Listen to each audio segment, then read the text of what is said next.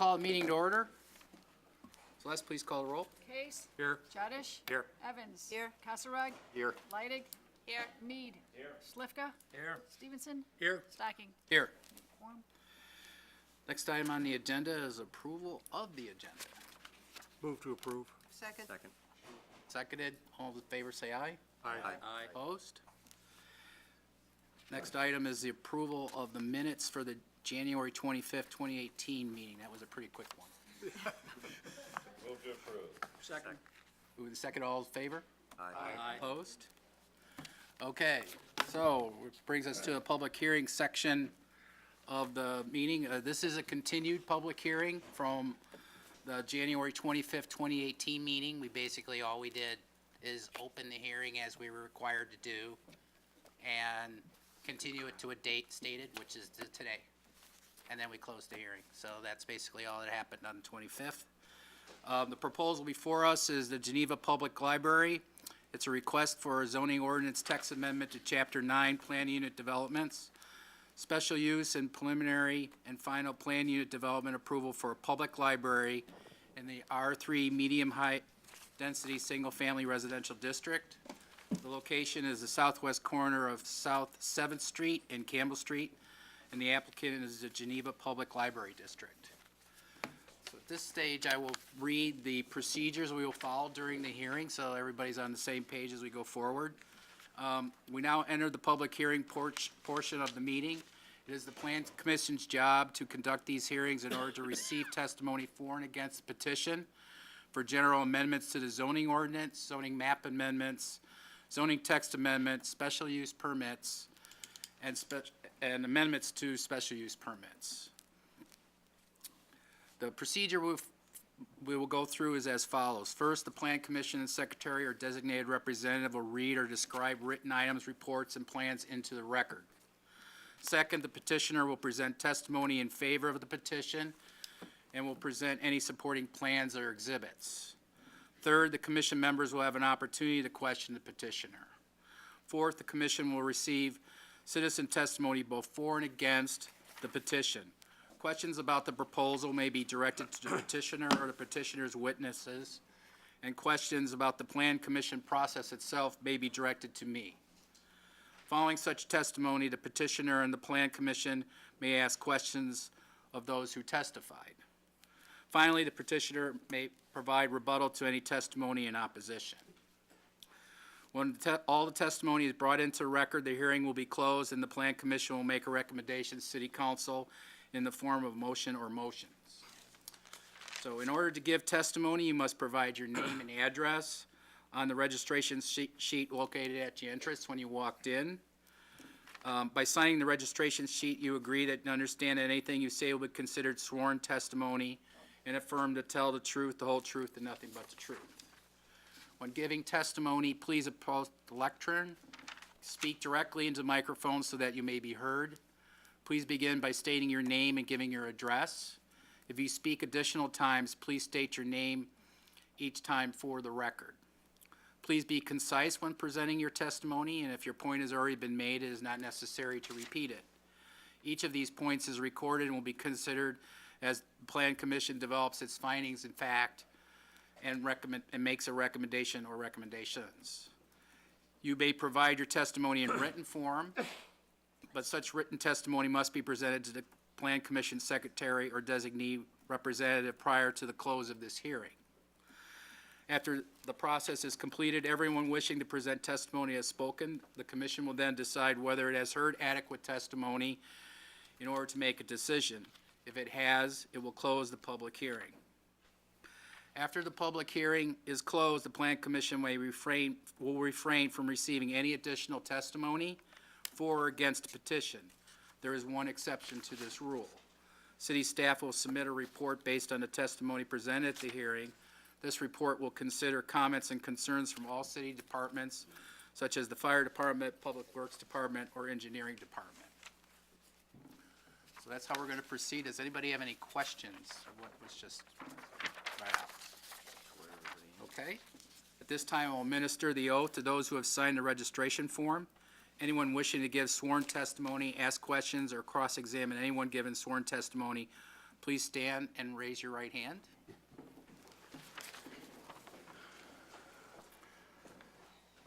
Do you swear and affirm that the testimony you're about to give is the truth, the whole truth, and nothing but the truth?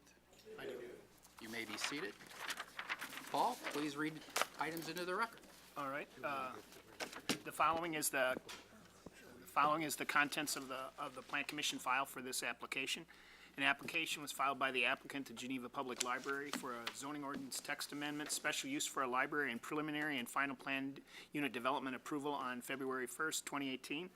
Project narrative, district statistics, building statistic, project timeline revisions, site plan revisions, prepared by Studio GC for the applicant, was submitted January 5th, 2018. Proposed development schedule prepared by the applicant, dated October 23rd, 2017. Requested variations prepared by the applicant, revision date February 5th, 2018. An Alta Land title survey by Consulting Engineering Services, dated February 24th, 2015. Building elevations, floor plans, building materials, architectural site plans by Studio GC, dated January 5th, 2018. Tree preservation and landscape plan prepared by the Lannert Group, revision date January 5th, 2018. Photometric plan and cut sheets prepared by 2010 Engineering Group LLC, dated January 8th, 2018. PUD site plan and fire truck turning template prepared by RTM Engineering Consultants, dated January 5th, 2018. A grading plan and utility plan prepared by RTM Engineering Consultants, submitted January 12th, 2018. Kane County Road Impact Fee application was submitted by the applicant, dated October 20th, 2017. A land use opinion was submitted by the applicant, dated October 20th, 2017. A land use opinion by Kane County Soil and Water Survey District, dated December 19th, 2017. Stormwater application and report by RTM Engineering Consultants for the applicant. Last revision date was December 7, 2017. A traffic impact study prepared by Koenig, Lindgren, O'Hara, and Obuna Incorporated, dated January 5th, 2018. A parking evaluation memo prepared by Koenig, Lindgren, O'Hara, Obuna Incorporated, dated January 5th, 2018. Historic Preservation Commission minutes of the December 19, 2017 meeting. A memorandum from the Community Development Department to the Plan Commission summarizing the request and providing staff's analysis.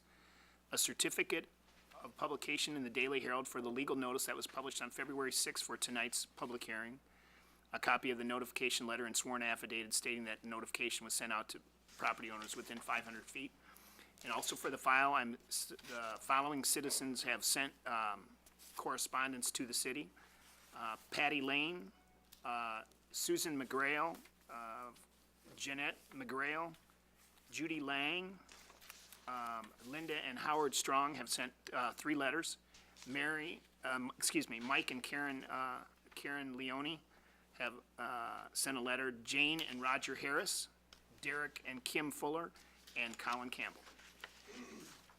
Okay, very good. Thank you, Paul. We'll hear from the applicant at this time.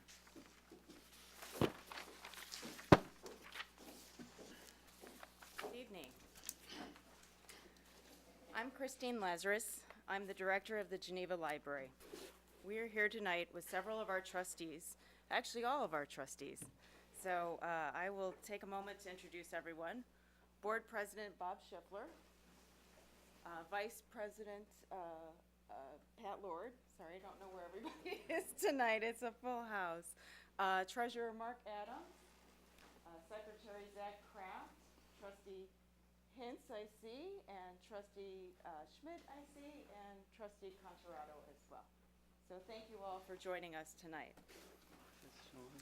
We are thrilled to be standing here before you and have this opportunity to present and share facts with you about plans for a new library at 210 South 6th Street. We appreciate that you give your time to ensure our community has desirable amenities, such as improved and expanded library services. I'd also like to thank at this time the city staff who have patiently answered so many questions for us related to the application process. We're not developers, so this is something we do about once in a lifetime for us. And it's been very helpful to have such a professional staff and team to help us through this. I'd also like to thank the Park District, and I believe the Park District has representation here tonight as well, who have worked with us diligently to size the playground appropriately, to relocate it to the new spot that we'll talk about later in the presentation tonight. And then last but not least, a heartfelt thank you to all of our district residents who, standing room only tonight, have taken such an active interest in our project and have been our partners both in the funding and design process. So thank you. We are thrilled to be here.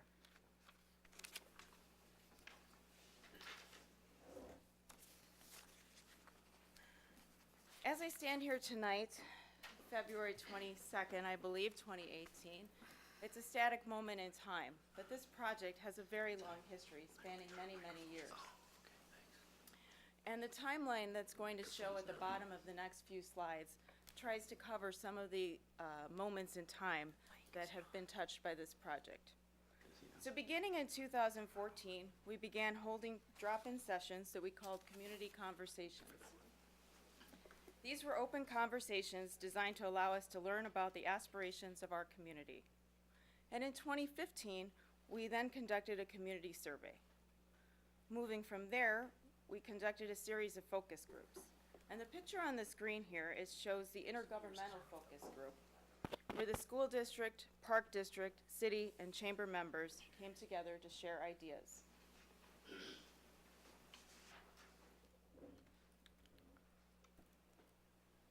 Moving on from our process of gathering community input, we began a process of self-discovery.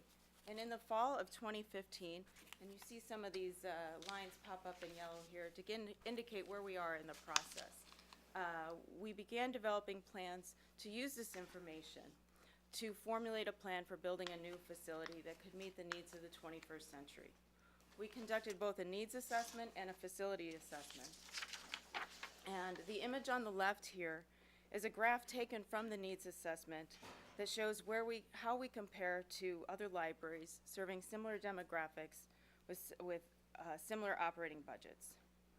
We use this process of benchmarking paired with community feedback to determine the optimal size for a new facility that would meet our needs for today and tomorrow while not overbuilding. Moving on in the process, as we see the middle image here of the 6th Street School, I think everybody knows that we purchased this property from Kane County, and we did that in March of 2016. We wanted to ensure that the library could have an ongoing presence in downtown Geneva. We had heard throughout that this was very important to our community members. And of course, this piece of property has a long history of serving a municipal function in a residential neighborhood, and is consistent with the City of Geneva comprehensive plan that a library would be a special use permitted there. Excuse me, I'm sorry. Is the microphone working? Because I don't think it is. Would you tap that? Yeah, maybe you just have to. Okay. There we go.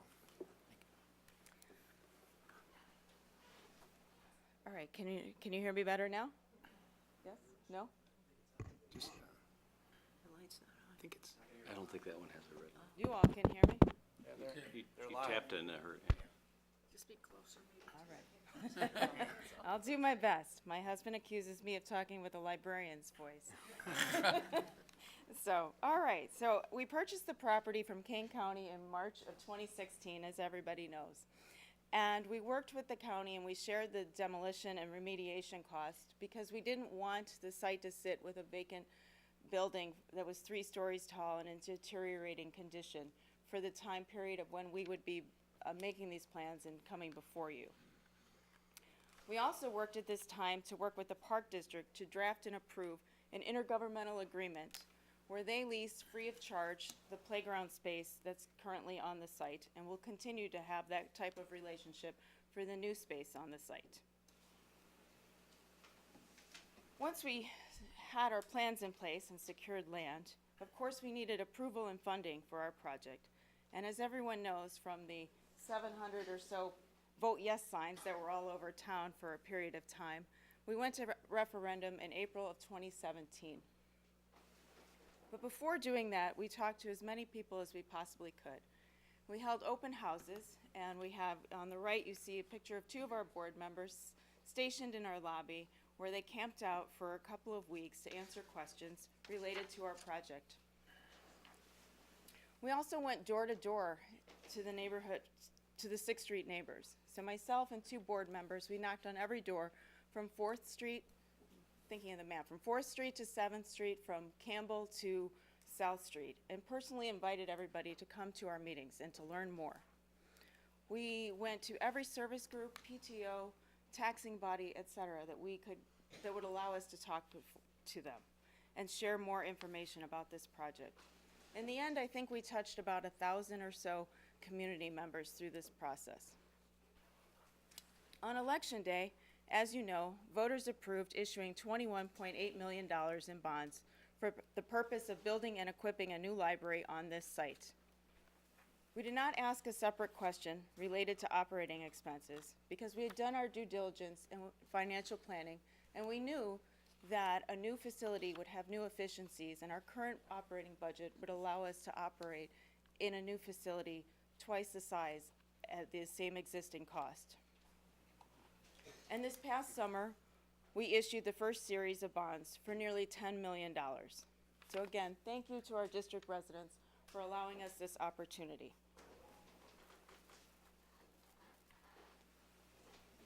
After the successful referendum, we continued the process of public engagement.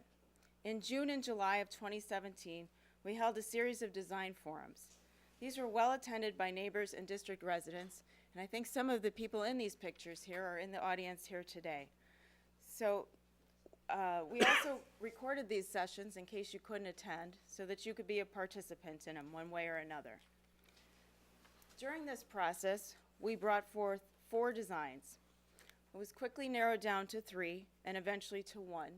And then during this time, we also went before the HPC for concept reviews. We did that 2 times.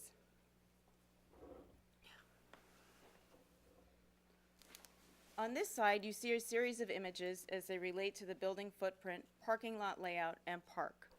The red outline represents the space devoted to the relocated playground that will be designed and developed by the Park District. I share these with you so that you can see that not only did we gather feedback, but we continued to make modifications based on that input. The image on the left shows the footprint of the building at 57,000 square feet when we went to referendum. But prior to this, we had a study of a 65,000 square foot building that was in compliance with our benchmarking study. The image in the middle shows the footprint when we went to the HPC just this past December. At this point, the building is 54,000 square feet above grade with 3,000 feet of mechanicals buried below. And on the right is the building footprint and parking lot layout and park as we're presenting it here tonight. You can see that we have further rotated the building to increase the distance to the roadway and increase the amount of space for the park. This iteration did result in the loss of 1 additional parking spot.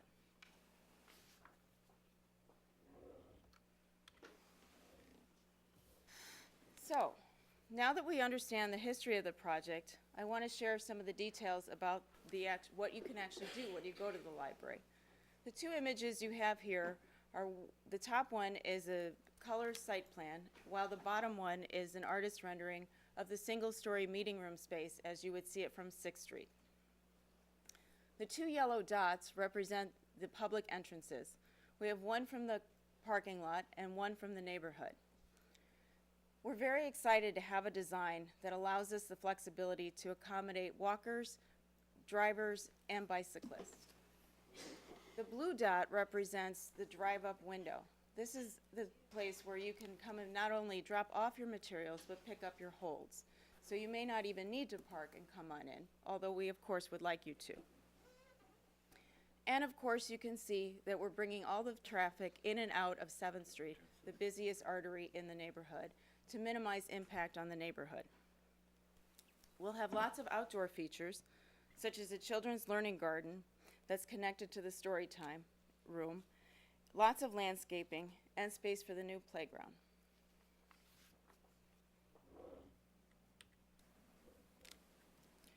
Once you get inside the building, there'll be lots for you to experience. The images on the screen depict an artist rendering of some of the proposed interior spaces. The first floor will be devoted to public meeting spaces and children's services. We will be providing space for cafe-like service. In other words, vending machines. I know there's been a lot of talk about a cafe, but we will not be having a full-service cafe. We want everybody to continue to visit all of the great coffee shops in Geneva and come on over with your coffee and enjoy our space after you've visited our local businesses. We'll have enhanced meeting room space on the first floor, and that will give additional opportunities for community groups to gather. I hear again and again how hard it is for our service organizations to find places to meet. And in the lobby, we'll also have gallery space available. We'll be looking forward to potentially partnering with the Cultural Arts Commission should they want to host events here. The first floor is also home to the children's area, which will have enhanced resources and imaginative play spaces. We'll have space for crafts, science demonstrations, group learning, and more. The second floor will be devoted to teen and adult services, along with enhanced computing and creative spaces. And of course, we'll have space devoted to traditional resources and collections, such as quiet reading and the amenities such as an outdoor reading garden. The third floor, as you'll see later, has a greatly reduced footprint. It will be devoted solely to library operations for increased efficiency. I will now turn the floor over to our architectural partner, Craig Meadows of Studio GC. He's going to be sharing with you the technical details of this project. I understand that your job tonight is to review our application and to hear testimony and evaluate how it relates to the findings of fact. What I have shared with you is just the opportunity to provide a little bit of history on this project, and I really appreciate that opportunity. We are very excited about being able to offer expanded library service to the community. And with that, I'm going to turn the floor over to Craig, who can walk you through the technical details of the application. Thank you.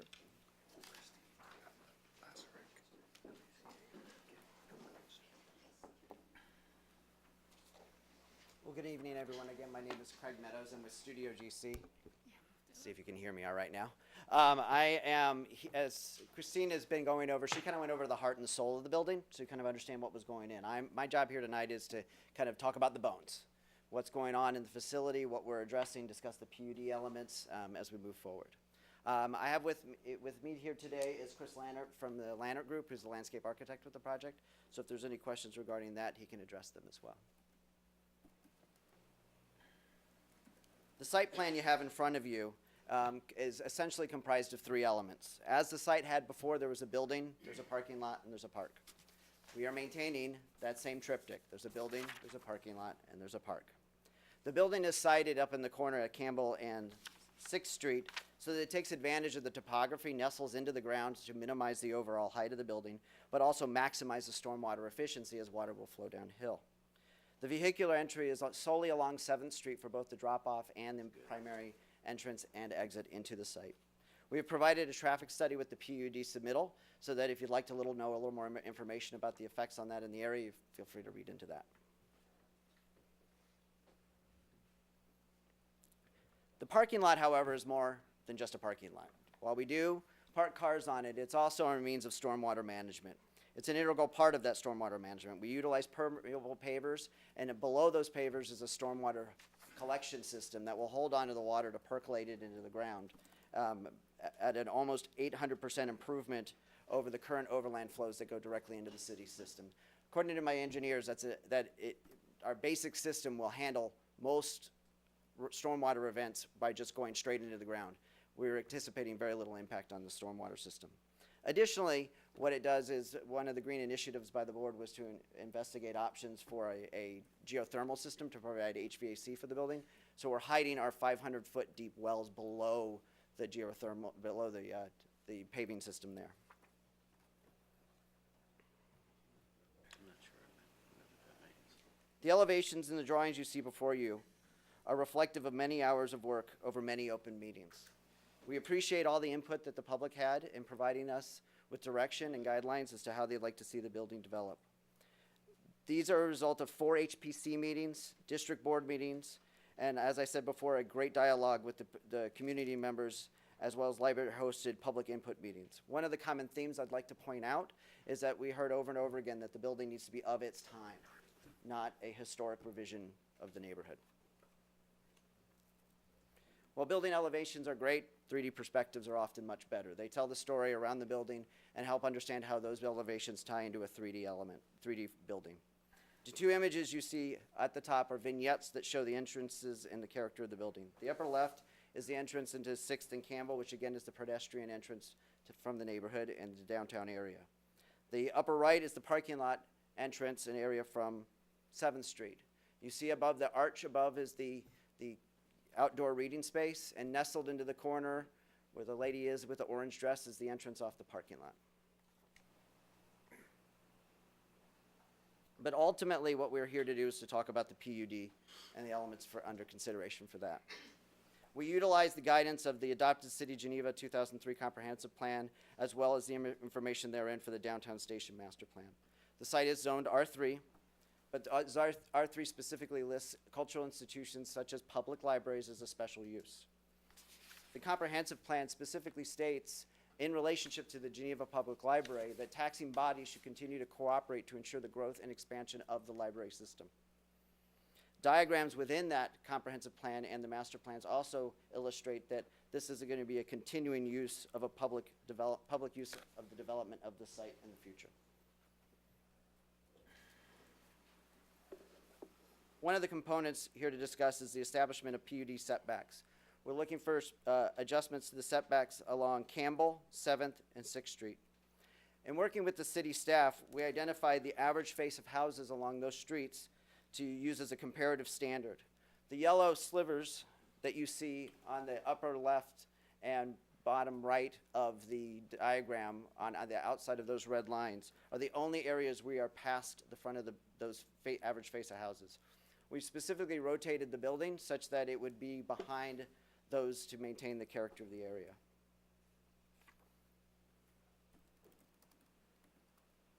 Another component is building height. The old school building was 47 feet at the top of the parapet, and the chimney was at approximately 60 feet tall. The blue area in the image on the right is the only area of the building that is over the 35-foot R3 height. The impact of this is minimized because we greatly reduced that third floor so that it is not a sheer wall face of 3 stories of a building. What that does is that puts 78% of the total square footage of the building below the 35 feet line. This is a diagram of the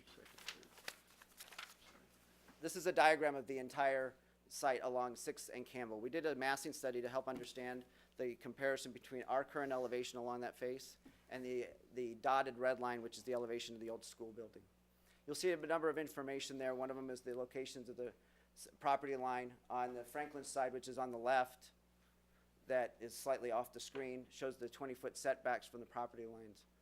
The red line, again, is the outline of the old school building. And you see that we kind of tapered the massing along the building to minimize its impact along 6th Street. Another component of this is the lot coverage in the FAR. As we all know and discussed earlier, this building is not a residence, but it is in a residential district. But nor per the comprehensive plan was the site intended to be a residential use. It's to be developed as a public use. It is a special use requiring deviations, and these requests are usual and customary. I'd like to remind everyone that the old facility, then buildings that were there, the parking lot, and the park, were non-compliant to current zoning and ordinances. The new, through the process of this PUD, will become compliant through the approval of the PUD process. The building size is set. Christine mentioned that earlier. We went through an extensive evaluation process, discussions with the public and the community, and we went from a 65,000 square foot building. We adjusted it down to 57. We continued to hear from people, why can't you move a few things underground more? So we went from 57 to 54, and all of those were done to be able to give more space back to the setbacks. The thing we continually also heard is to give as many parking spaces as possible, but don't overload the site. People did not want a lot of empty parking spaces. We also heard, and particularly at the last HPC meeting, that the park space was not large enough. So between the HPC meeting and this meeting, we added over 1,000 square feet of to the park. So the play area is larger than the current playground.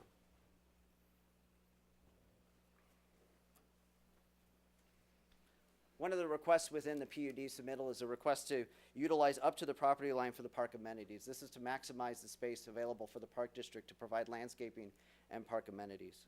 This request is made in collaboration with the park district. The district worked with us and provided an artist rendering of a potential test fit. We'd like to please note that the play area, again, was 56,000 square feet in the existing as it stands right now.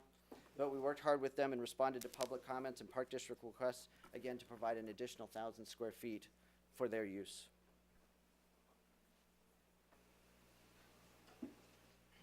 Green building guidelines state that you should set a parking lot based on the typical use. And as our submitted study suggests, this parking layout is sufficient for the use. It takes into account bicycle, pedestrian, and public transportation. We're providing 76 parking spaces on site, and I'd like to note that there are 28 parking spaces along Franklin Street as on-street public parking. The long and short of this is, you don't size a church based on Christmas and Easter. You go for the right size for what you need, don't make it too big. Well, I appreciate the time you've allowed us to be in front of you, but again, your considerations is regarding the findings of fact. As shown and stated in the 2003 Comprehensive Plan and the Downtown Master Plan, support of the library expansion is consistent with the comprehensive plan.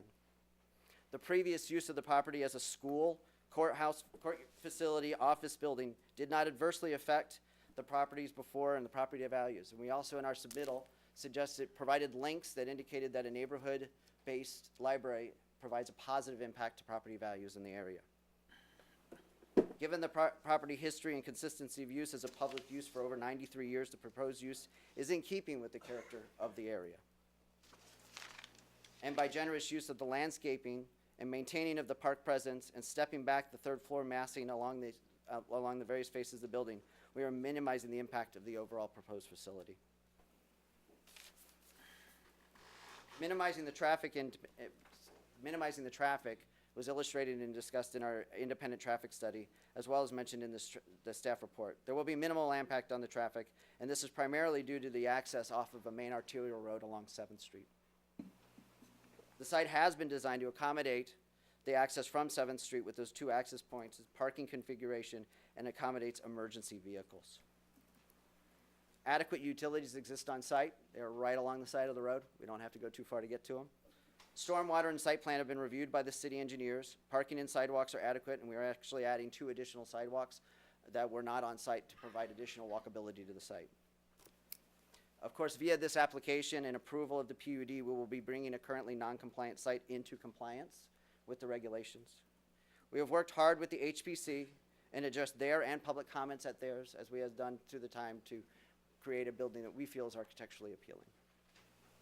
With that, I appreciate the time and the public's interest in providing all the comments, and I am available for questions as you wish. All right, thank you very much. Thank you. John, do you want to start us off? I'm very interested to hear what the public has to say. I've spent a lot of time with this and good work on the applicant's part and the staff's part in putting this together. And we had a lot of this information a month ago, so we've been able to visit the site and dive deep into some of the issues I've had. I think I'm going to be particularly interested in having some more discussion or some more enlightened comments on how you came up with the sizing. I heard you say the building size is set. It's went from 65 to 57 to 54. I see one metric in there that's square foot per capita. I don't know why. I mean, those are easy, readily available data points. I'm not sure what drives the library use off of the number of people, but I'd be interested to hear more about that, because what I'm most concerned with as I review this is the mass. I don't mind the location on the site. I appreciate why that has to be to the north for topography. I appreciate that it provides connectivity and engagement with the community, because it is still part of the urban core. But I'm interested in are we building the right size? Is 57 or 54 above grade the right number? And then also on the lot coverage, I have a separate question for the staff, and then you guys. I don't particularly have a problem in a PUD and this particular project with going over lot coverage, but I'm wondering, do they get credit at all for any kind of greenery on the roofs or on balconies to offset the lot coverage? And if so, is some of that being done on the property? I didn't get to that in my review. Lot coverage, as we have used it, has been to preserve open space, not Right. necessarily in relation to stormwater management. Okay. So green roofs or permeable pavers don't reduce your Okay. overall lot coverage. Okay. I'm not overly concerned with that, but I am very interested in the overall size of the library and the mass it presents the community. So I can speak to the 57,000 square feet. Obviously, the 57,000 square feet then have to be comprised some way to create a mass. So I will leave that to Craig to talk about how he Right. got to the massing. In terms of the sizing, it really went back to that needs assessment and that period of self-discovery. So we looked at peer libraries, we looked at other libraries that had similar demographics. We looked at what community members were asking us that they wanted to have in a facility. And, you know, it's funny to think back to the project when it started because we didn't have any of these 3D images. And we literally just had a list of the spaces and what would happen in those spaces and assigned square footages based on fire codes and things like that. So if you put in a meeting room, you put in a kitchen, you put in a story time room, you put in all the collection spaces, and that's how we got to that sizing. It's funny to compare, I guess, to our current library because it seems, wow, this is twice as big. And I get I don't that. think that's necessarily fair based on. Well, and that's the got thing, today. and so there are things that we need to point out about our current building. None of those spaces that are customary in a modern library are in our existing facility. And also, the amount of space that we've done a phenomenal job of cramming a lot of stuff in a small bag. And so our stacks, this is again one of the things my husband complains about for me, putting too much in my bag. But at any rate, that's what we've done in that building. Right. And so we have stacks that are way too tall. I mean, people can't reach the things on the top shelf. And so when you start to bring the stacks down to the size that you Sure. would want them to be, and you start to make the aisles wide enough to be compliant with ADA, and you start to bring those stacks off of the wall to allow the turning radius, it really starts to eat up the space. And Right, so right. the amount of space, if we just became ADA compliant in our current space, I don't know, we never did that study, but Right. we would have to be out on the lawn and over here. Right. So the 57,000 square feet was based on the list of priorities. And as I said, it started at 65, and that's Right. really where the number was. But when we started looking at that, we just said, we can't build that on that site, and we can't have that kind of expense. So we looked at things, what can we shave off? What can we take away? Right. What can we do dual purpose on? And it's really that dual purpose. And, you know, I think we have squeezed every little bit of space out of this floor plan that we can. So we feel very comfortable with it. But we also want to point out that we want to build not just for today, but for, you know, a period of 20, 25 years from now. And our district boundaries go well beyond the city of Geneva's boundaries. And so while the city of Geneva is 22,000 people, we're at 30,000, and we're projected to be at 42,000 with the growth that, you know, I think we're all seeing development pick back up now and Right. the economy change. So I think we will get there. You know, Whereas I might not have said that, you know, a few years ago. right, right. Some of the things you talked about were kind of the layup calculations, the size of the stacks. I saw in some of the renderings that the stacks were lower. And- Right. And you do need wider aisles. So that is probably a calculation you can do, and you know Yes. how much physical or, you know, inventory you have to Yes. then display and the growth in that you encourage and expect. But the things like meeting spaces and everything else, how did that, I mean, this is gonna be a tremendous community asset. Right. But how did the square footage of meeting spaces, and I think that the size is, we have a meeting space that could accommodate 175 people if needed for the community, for the library, for other users in the community. How was that sized and what It thought was- went into that? Because that's kind of one of those add-on square footages or volumes to what you need to operate your basic business, right? So we looked at that in terms of what types of programs do we offer now and what types of programs could we offer. So our existing meeting room can hold, I think technically 150 in if you really cram yourself in, and about 100 if you're seated comfortably, and probably about 75 if you're, you know, spreading out a little bit more and working on a laptop or something like that. So we looked at how could, one of our huge priorities with this was to not have one large giant meeting room like we do now, but to have a space that was big enough to be divisible into two. And so once you put that divisibility into it, you have to grow a little bit more because you have to allow for the doors to go in and out on each side. True. Because, you can't walk through one to get to the other. And so that's how we got to those calculations. One of the things I'll add, because I was a part of the focus groups and the exploration process and the needs assessment, is, and you mentioned it before, is the kind of your basic business.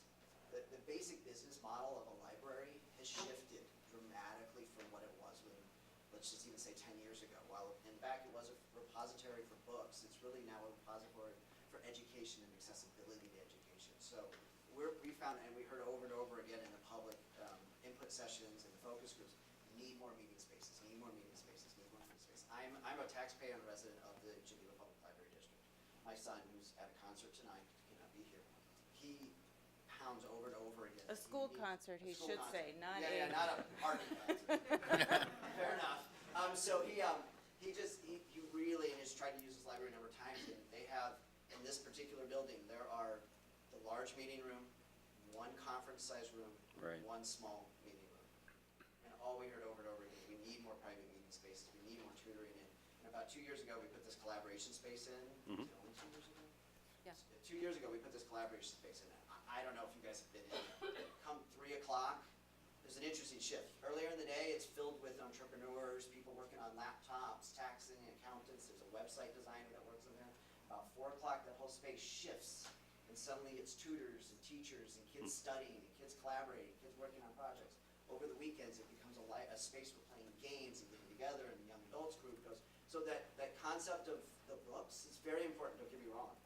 But all that extra Right. is really what makes a space. And you gotta have the space to do that because they need variety of space to accomplish their goals. Okay, thank you. I have a couple of questions. The first one you already got to, which was the population growth that you anticipated, and if you were sizing it for a bigger population than what we have right now. So I understand that. Thank you. A couple other questions. It's interesting what you said about that a certain amount of the additional square footage will be eaten up just complying with the way libraries have to be laid out today as opposed to the way our current library is laid out. Do you have any estimate of what percentage or what square footage amount will really be net gain? Like if you were to take the current library and just make it compliant with everything it has to be today, how big would that building be by itself? Yeah, I don't have a good answer. I just know the components, like a lot of the aisleways with just between like there's no turning radiuses effectively at the end. So we went from 3 feet between aisles, we go to 5 feet between the aisles. So just to tell you, that's about a 20% increase, So, and then meeting spaces are too small, and the layout is terribly inefficient. That's the other thing that's hard to put it on is right now the existing library is just terribly inefficient with supervision and access to the staff. So that's hard to say how much bigger it would be to make it because they're landlocked at that size. So. One other question.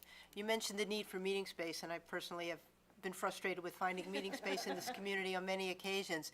But I'm wondering if there's any anticipated additional meeting space that any other organization or building in the community is thinking of adding, whether or not some of that demand could be absorbed in another building. Not that I'm aware of.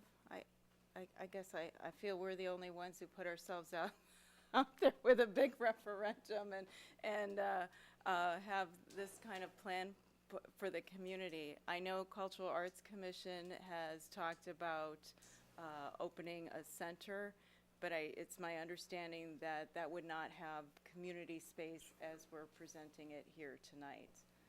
And we do a real heavy business with our community groups. In fact, we have some of the members of the Art Guild here that were in our meeting room last night, and I apologize for our AV being so cruddy in there.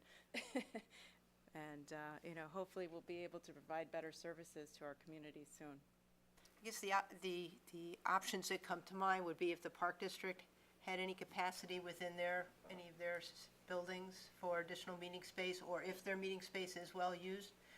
or whether or not there's any way to work with any of the school buildings to provide meeting space. I know some school districts do have some rooms that are available in the evening to outside groups to be rented for whatever. Do you know, or does anybody have any knowledge? Well, whether or I not- mean, I can say that we definitely have a list of other meeting rooms available in the community, and we do, when we're not able to accommodate a group, we do refer them to other groups, such as the Park District and the School District. And a lot of times, honestly, we refer them to St. Charles's too, as well. But that said, I don't know of anybody who's looking to expand their services. And keep in mind, the library is open past school hours, the impact on the taxpayers and having to rent spaces out, like in some school districts do, and the character and the type and the use of space between park districts and libraries is a different character and use. So it's a different kind of environment for that particular use. And the library has a lot of the elements that people need on hand. Resource materials, games, whatever else they want to use it for are there, which Okay. would not be necessarily at the library and the park district. That's good to me, the school district and the park district. Thank you, that's all. Thank you. Brad? John and Mim have asked some very good questions and on my same line of thought. And so I really don't have anything other than I'd like to hear from the public. All right, Thank you. Mike? John and Mim actually took care of a majority of mine. Just a couple of comments. I like the way that we kind of represented it against where the old school was with the red outline. I think it was kind of an eye-opener. I'm just so used to seeing essentially a blank lot for so long that, kind of going back, like, oh, was it really that big or not? I'm happy to hear about the fact that you will not have your own cafe inside. I was thinking the same thing, like, you can get a cup of coffee 30 feet away, and, to me, a Absolutely. library, technically, you shouldn't be, I guess, a revenue driver necessarily. It's, No, and in fact, usually cafes and libraries struggle quite a bit to be successful. Gotcha, understandable. And then also, and again, kind of an eye-opener. It's been, so long since, I guess I was considered school age and used to use the Downers Grove Public Library where I grew up. But same thing, it was very popular with friends after school and whatnot, where you'd go and you'd meet up. And I've got children approaching that age now, so I would say, just from that aspect, definitely excited for them to be able to use this in one form or another, whatever we decide on. So I think that's it on my side for the moment. Thank you. Cindy? Yeah, this question's for Christine. Currently, how many parking spaces do you have available? We rent, it's a good question. We rent 10 spaces for staff use in the, what do we call that lot now? The Batavia Enterprises. It used to be the home of DuPage Library System, and then it was the Rails Library System. It's across the street from the police station. I'm sorry, I was saying that we currently rent 10 spaces for staff in the lot that's owned with the building by Batavia Enterprises across the street from the police station. Does anybody have the address of that? I don't know if you know this building It's like I'm talking 128 about. South First. 28 South. I think it's like 128 South First. 128 South First, okay. I know where I walk from. So it's 10 staff parking spaces that we rent, and that is all we have available. How many staff people do you currently have? Our staffing varies by time of the day. So at a peak time, which would usually be Monday through Friday, would be about 20 to 25 staff, versus evenings and weekends is about 15 in the building at one time. So yes, you can do the math, and it's very difficult for us to park, and we have people who leave the building frequently to move their cars. And maybe not what you want to hear as an administrator, but it's the reality of downtown Geneva. All right, so we're dealing with negative numbers right now, Yes. currently. There are 0 dedicated public parking spaces for the library right now. Right. Okay, that's kind of what I was thinking. All right, first question. All right, the second thing is I'm really concerned about the drainage situation. I'm worried about the residents that live around the area, that I'm worried that when you have all that concrete and you have all that roofing and everything, I am worried that the residents around are going to be Adversely impacted, let's say? flooded. Okay, fair enough. If you don't mind, I'm gonna go back to one of my other slides. I can By help all explain means, it a little please bit. do. So, it'll work out. Right there.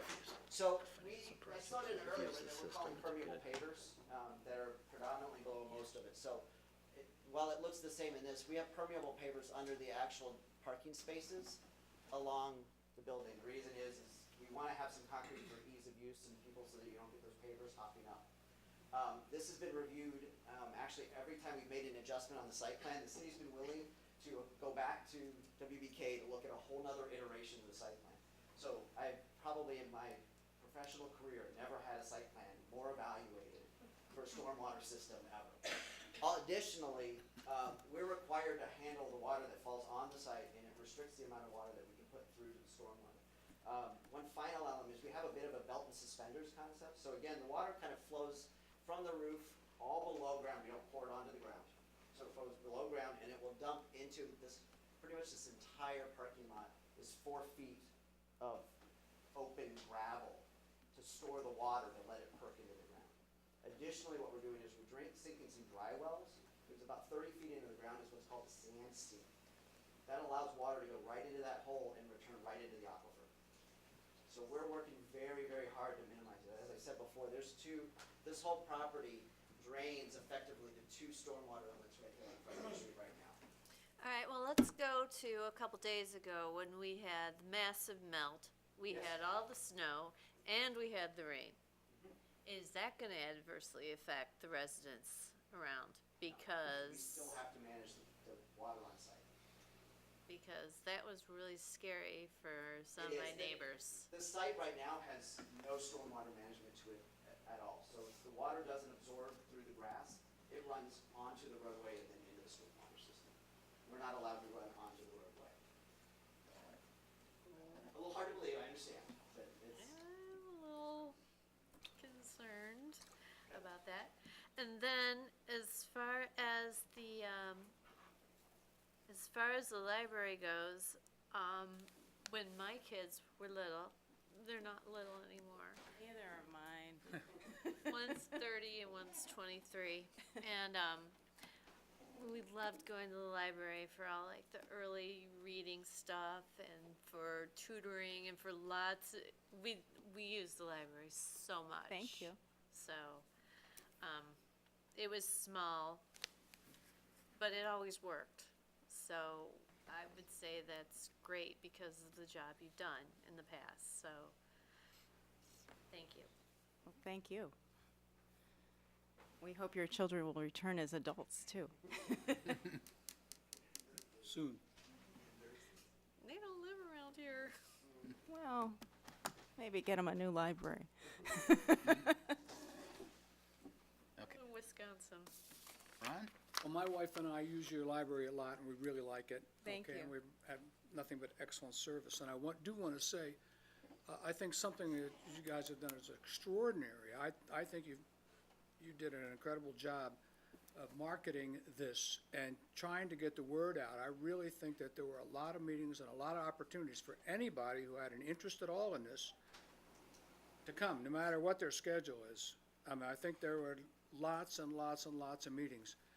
And I think that always calms things down. And I also think that you have taken the input from those meetings and actually done something with it, which hopefully makes our job easier. So I think that's very positive. I'm interested in this parking quote-unquote issue. There was a 75 or so parking spaces on the campus, inside the block.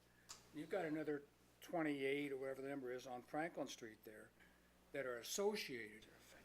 And then what about the rest of the parking around the block? Can you kind of talk about the thought process of that? And have you taken a look and see how many cars are parked out there today and how much is used at all on that? Yeah, right now, there's, the predominance of what seems to be used is down by the park right now, where people will park. There's a couple people that park along Franklin Street right now.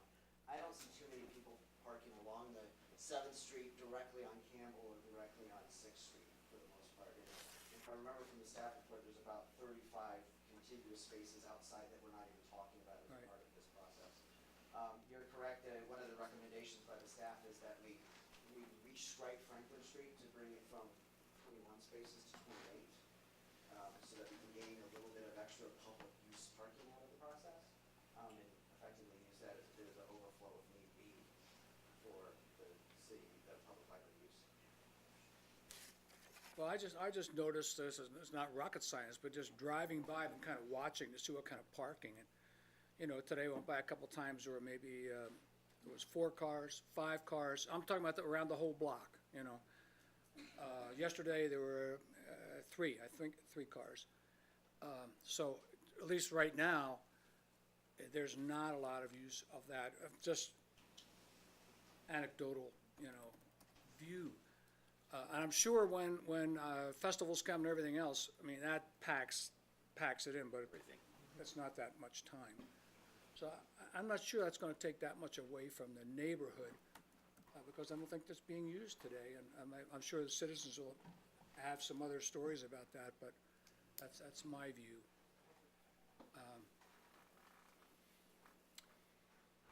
I think everything else looks very good on this. And I think it is the whole question of this, where the issues stand are all driven from the size of the building. And was there, when you got the approval for the referendum last spring for the 21.8 million, was there ever a connected, or either directly or indirectly, a size of that building that was kind of assumed by people to be the size that would be in the new building? All of our promotional materials did advertise a 57,000 square foot building. Every bit of documentation was about all of the amenities that would be included in that 57,000 square feet. And if you remember, and maybe I should pull it up. We also had preliminary floor plans that kind of illustrated about what we thought. At the time, it was early in the process, we still hadn't done a lot of the public input after the referendum to determine where actual spaces are. But we have predominantly the same areas. Yes, so you can see this footprint diagram here that's labeled referendum. This is the one that was in all of our marketing materials. So while the question may not have specifically stated it, voters were voting on a building with these amenities. Okay, I think that's important. Yes. And thank you for clarifying that. I think that's all I have. Okay. Michael? Well, echo what Ron said. I think in reading all the material and looking at everything you've put together, you've certainly done a good job of being diligent throughout the process, and that's certainly appreciated. I did want to ask, I saw a note on one of the drawings, and you mentioned geothermal wells. Is that something that's contemplated then for heating and cooling the building? At this point, we are doing it. You are? Oh. Yeah, so, well, Craig, would you talk into the microphone too? Hey, You can- thank you. I'll paraphrase that, yes. You can turn it. We're doing geothermal in the building, so that involves sinking some pretty deep wells in the ground. They're not hollow; they're filled out with a loop and bentonite, so that it keeps everything nice and sealed, so that you don't get any issues. And we went through that with the city engineers to make sure they understood that process, because I'm not sure it's been done in the city before. But it is a very efficient heating system and effectively free air conditioning for the building. So. And another question is about the appearance of the building. A lot of it is the terracotta rain screen. Can you just explain about what that is? So this isn't your grandma's terracotta. This is, you know, we utilized a lot of it because terracotta comes in a lot of shapes and forms. So we utilized it to create different textures. So a lot on the other images, you'll see that there's a kind of a buff color that's reminiscent of the limestone that is around in the area, and that we're picking up on different textures of that to be able to provide some visual interest. It's a little hard to represent that in the renderings. The curved part up at the top is a ribbed element that kind of draws from the area from a kind of a old rail spur, but I'm not going to get into all the HPC discussions we have. But the actual rain screen portion is a more efficient energy building system, because it's more energy efficient. And what you're effectively doing is you're stopping the rainwater from running right up against your white vapor barrier and your water barrier of the building. So the first thing that the water hits is the stone or this terracotta on the outside. that doesn't let it get all the way to where you're actually trying to keep the water out of the building. So it's kind of started in high rises and big buildings, and now we're seeing more and more of it on smaller buildings because it performs so very well for buildings of this size. Thank you. Brad? I'm surprised nobody's brought up historic versus modern so far in terms of the design. And I guess you said in your presentation, people said they wanted a library of its time, not historic necessarily in nature. And I think we're going to hear probably from some people in the audience that are looking for more historic. So maybe you could talk a little bit about, it seems very modern to me. And the things like you mentioned, the rail spurs and the terracotta and the Viking ship, alluding to a Viking ship in the design, seem very, very, very subtle to me. And, you know, you would have to like read the book on the design that you might write of the library in order to figure those things out. So it seemed to me like it's pretty modern. I'm not saying that's necessarily a bad thing, but I'm just surprised there's not a more historic nature to it. So we went through the process with the HPC. There's a minimum of 2 meetings for a concept review and a final review. I had 2 prior meetings with them that illustrated, we probably showed 6 or 7, we showed 4 options to begin with. We narrowed it down to 2, and then we narrowed it down to 1. So we bought the HPC let us go right along with us on the story as we developed the building. This is called a non-contributing building to the historic district. So while it's not governed by the Department of Interior or the Historic Trust, they want a building that doesn't try to minimize the importance of the historic nature around it. So by being replicative, there's some concern, just like if you put up on, like the historic district does, putting a vinyl window or a historic vinyl window in a building, they won't let you do that because they want you to be honest. They want you to build it in the process that it would be built originally. So to that end, there was a lot of discussion, and we also had a lot of discussion with the public that attended a lot of our meetings, and this was the direction and consistency we heard across the entire process. Do you guys feel like it is historic in nature, or how would you characterize the design yourselves? I would say it's historic inspired, but I would not say it's historic. That there are elements, and yes, maybe I do need to write a book, but yeah, there are elements that, because they're underrepresented elements in historic. People often look at historic buildings and they say, oh, I see a coin, or I see a keystone, or I see this type of window, and to them that means historic. But also, this is a 57,000 square foot building. I can't blow up a historic building or it'll look awkward, it won't look right. So it kind of, because of the necessity and the use of the building being different than what was historic, it kind of went down that road. But yeah, I would say historic inspired, and that's why we looked into the underrepresented elements of the railroad spur and parts of Geneva that people don't know about the old industrial district with the metal panel representing the old, I think it's Geneva metal cabinets that were built all in that area, and the wooden buildings representative of the vertical lines that were back in the day back there. And I think some of this is just to get people thinking about it a little bit, and the word of mouth that gets out gets people interested in understanding it. And we've got a few things in store to kind of help the public kind of understand that, maybe through an art exhibit or something along that lines as we move into the building. So thank you for that. I think some of that background is really, really helpful to understanding that issue. On the parking side, I guess I was curious like what the fire code capacity might be and comparing that to the number of parking spaces, or looking at the meeting space, 175 people for 75 parking spots plus 20. And just looking at it from some of those points of view and making sure we have enough capacity, not just from the point of view of users. Right. Because we expect the users to go up significantly from what we have now, right? Hope, I suppose. That would be the idea. It's a well-attended library for the size that it is right now. So, but there is a parking study that was done. We actually did one fairly early in the process so that we could get a handle of this, so that as we were designing the site plan, we kind of knew what our target was. There is a significant portion that we anticipated of public transportation. We're right along in the comprehensive plan. We're right along the bicycle path that's planned to continue along that route. So it's bicycle friendly, it's pedestrian friendly. Those are all things that you take as credits. If we were doing a green building, that would be utilizing toward the energy efficiency credits. The ordinance is 1 to 500 is the ratio for library. We looked at 12 different communities across the area of these peer libraries that she addressed earlier, and their average is about 1 to 600. One parking spot. To 600 square feet, which equates to about 88 parking spaces.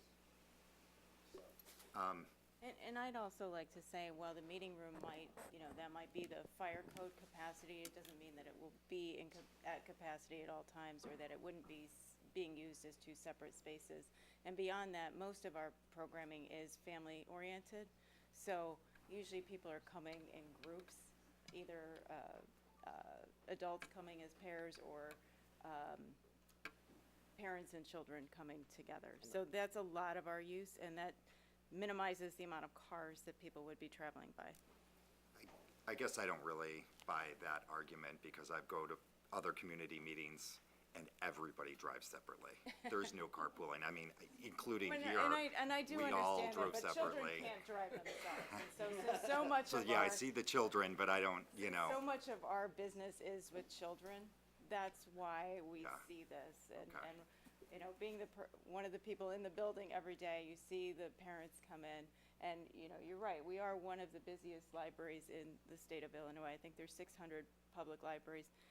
I'm afraid I'm not going to be able to confirm this from my testimony, but off the top of my head, I believe it's something like there's 625 public libraries in Illinois, and we're about 60-something, 66th in terms of busyness, and that's across all demographics. So that's taking into account Naperville, Schaumburg, all these other communities. So we are a heavily used library, and we're figuring out how to get people in and out with the negative parking situation that we currently have. and kind of fighting with the with the retail parking in the area and the restaurants and all of that, that's right here at the same time. yeah. But I will not testify to that. Well, that's impressive. The last question I had, it's kind of a minor one, but I noticed in there that the length of the parking spots are shorter than they should be. There's a couple of locations where we're taking advantage of. So that's not an overall thing for No, every it's parking a spot. couple of specific areas where we have room for the nose of the car to overhang. There's actually about 6 spaces that would be a little shorter than normal. That's really just goes to show how much we adjusted and shifted and worked to get every square foot. This is one of the board members says, we're a zero-sum game on this site. It's park of a certain size, building of a certain size, parking spaces, and there's not extra room here. I do have one more question, and maybe even somebody from the Park District can answer this, but the setback for the playground, there's a variance request for that. I don't know, maybe just as a father, that sounds scary. I've actually had an experience where somebody drove into the playground at one of my kids' daycares. That is scary. Yeah. That is. Yes. And so if you don't have that setback, do you have that security, I guess you'd want to say? So item one of that is we're moving from 7th Street, a main arterial road, into a neighborhood. That's true. I won't speak for the Park District themselves, but, that is a more adequate use and appropriate use and location for a park of that sort. We do a lot of Park District work. Part of it is to be able to get the fencing that they want to put, which is a split rail type fence and landscaping right to the edge of the property. We're not talking about putting a swing right on the property. Okay. There are still state standards, federal standards, national standards associated with safety. All of those will be held to and abided by. Okay. All right, thank you. Okay. I'd just like to thank you for the additional information you provided in terms of how we got to the building we got today. I think it was very important that we got that out and we understand that that's how we arrived at the building and the site. So, Thank you. thank you. Yeah, John. One just follow-up question. I want to respect the process that you undertook to get to where you have this design, but is there someplace we could go if I was interested in what the other 3 looked like? Is there a website or something where some of that history is available? The other designs. Not for this meeting, but just on my Right. own. We have a project website that may or may not include those drawings on there, but the project website is www.gpldnewbuilding.org, and it has all of the background information on this project. The timeline that you saw in the early slides was Right. picked up directly from that website. I know that the design forums where those drawings were presented are all recorded and available from the front page there. It's a block, you'll probably have to go back through date order to find those till last summer. Okay. But you would be able to find them there. GPLD, new building spelled out, one word, .org. Okay. .org. All right, thank you. Anything else? All right, thank you very much. Thank you. Okay, we're gonna move into the public comment section of the hearing now, and then we're gonna go through the list, in order as submitted. So, first name on the list is Howard Strong.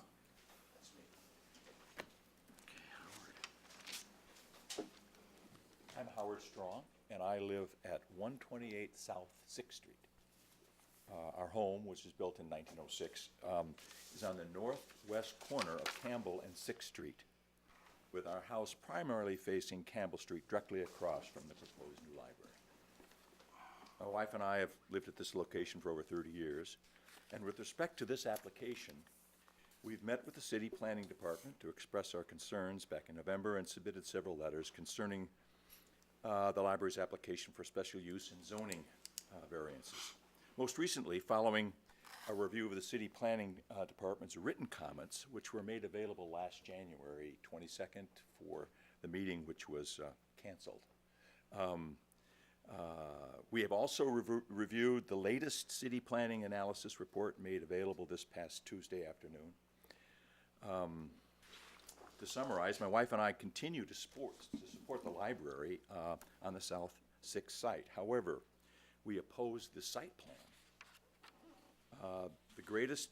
The latest plan requests a special use variance based on approval of, I guess, of a PUD application. In my view, this would allow the site plan to be approved without seriously addressing City of Geneva Zoning Board of Appeal legal standards. Further, without a text amendment, the proposed library is also non-compliant with current PUD requirements. Consequently, I can't support the new library as presently cited.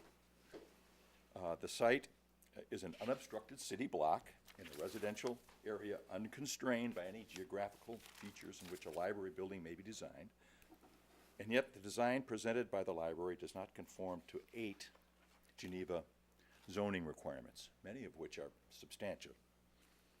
Of greatest concern to me are the requests for increased building height in light of the reduced property setbacks. Also, the request to reduce the building setbacks from property lines at Campbell Street and South 6th Street.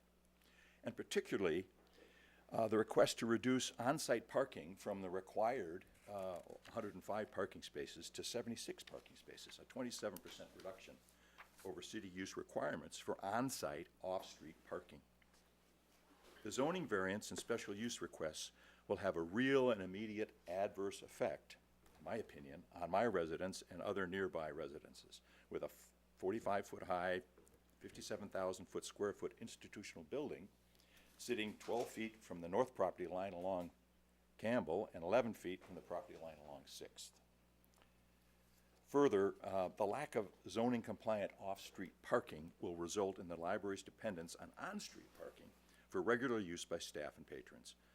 Reliance on additional on-street parking, even on Franklin Street or any surrounding street, should not be used to mitigate the city's zoning requirement for library off-street parking. If anything, granting of a special use application for a library in a residential area should argue for it at least the minimum required parking on site, with additional on-street parking considered a bonus, available to absorb the increased traffic the library is sure to bring if it's successful.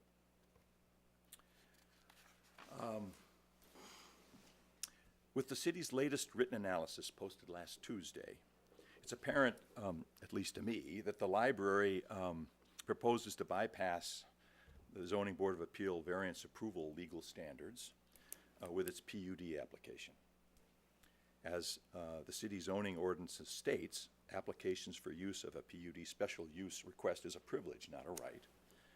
The city's own analysis and recommendations, per those analysis and recommendations, the present library design does not comply with current legal PDU floor area ratio requirements.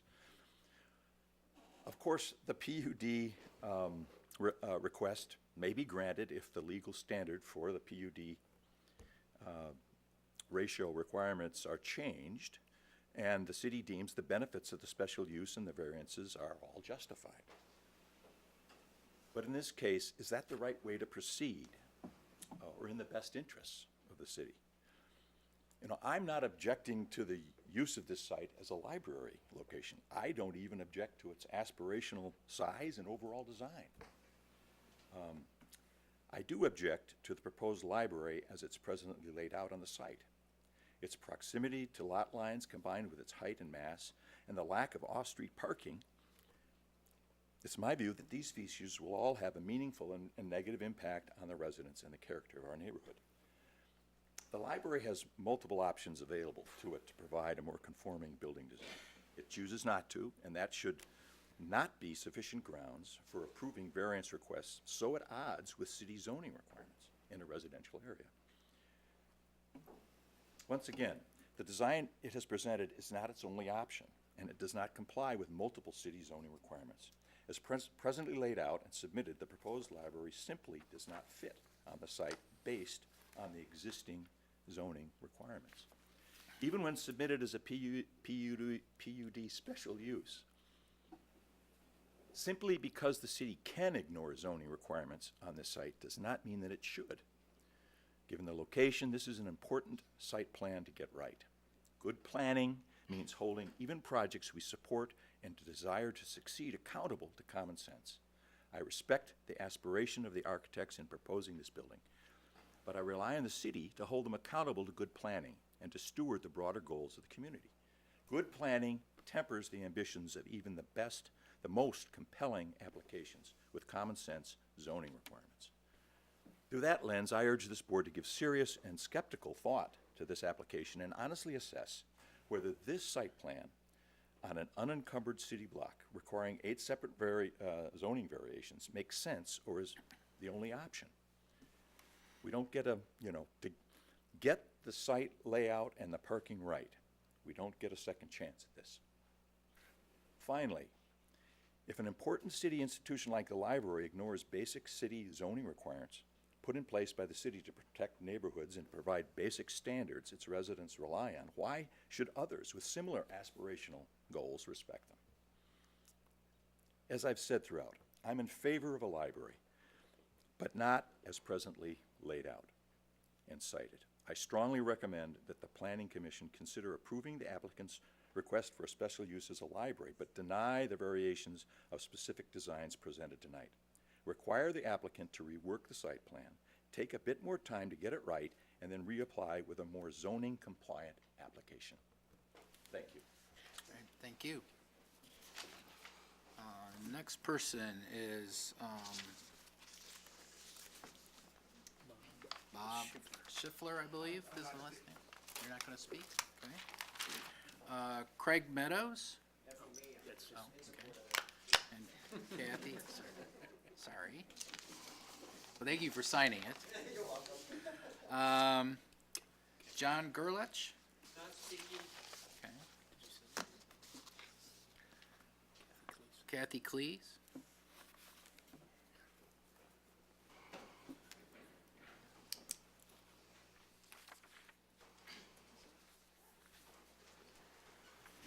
My name is Kathy Cleese, and I live at 528 Franklin Street in Geneva, directly across from the property that we're discussing.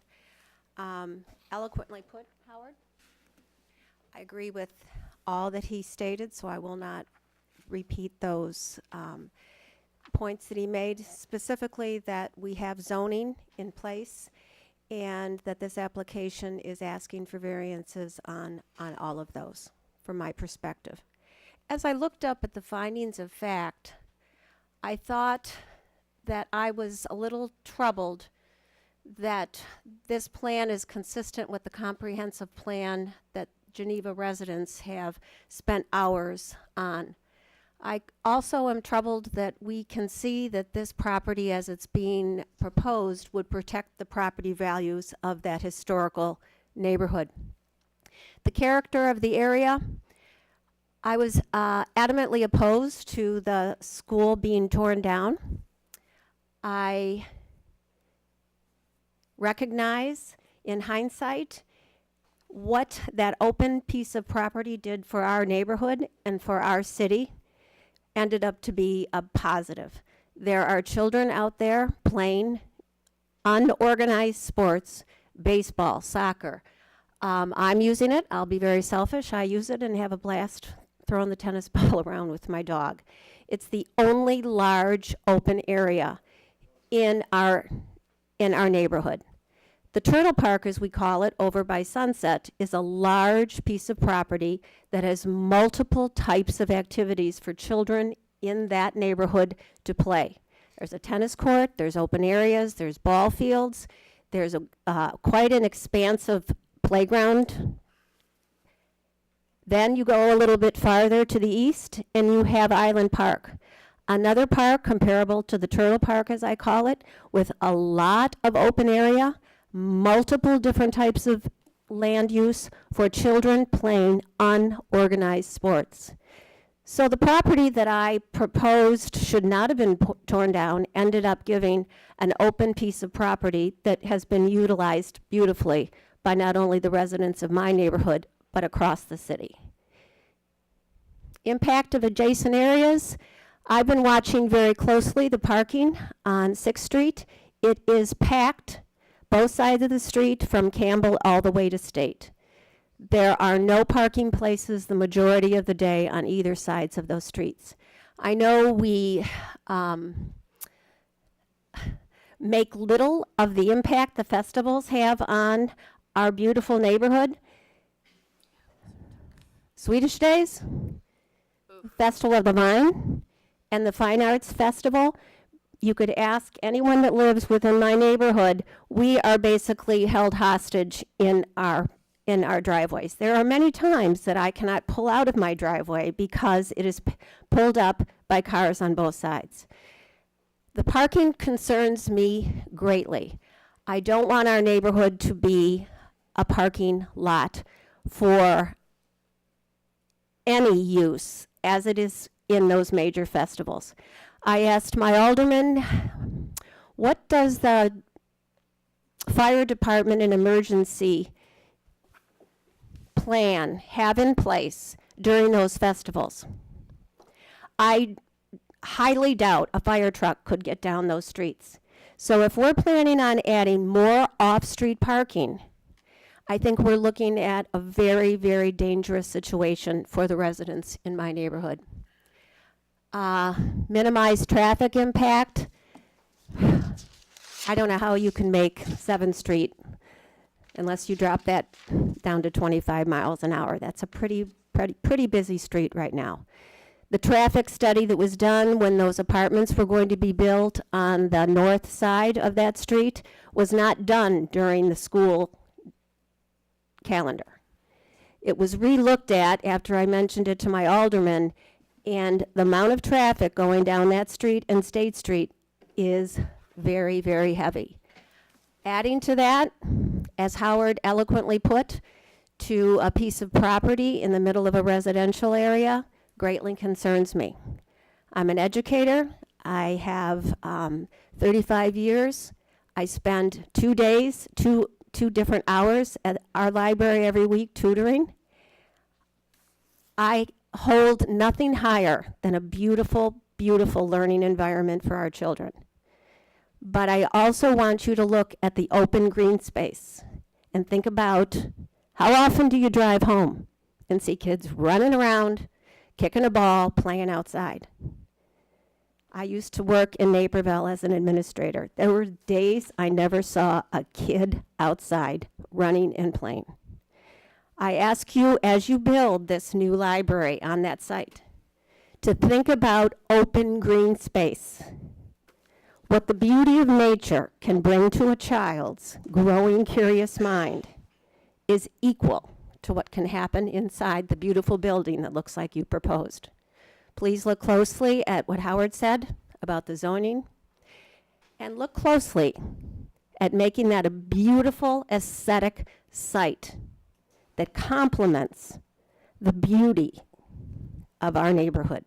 Thank you. All right, thank you. Betsy Adamowski, I'm sorry, I probably mispronounced the last name.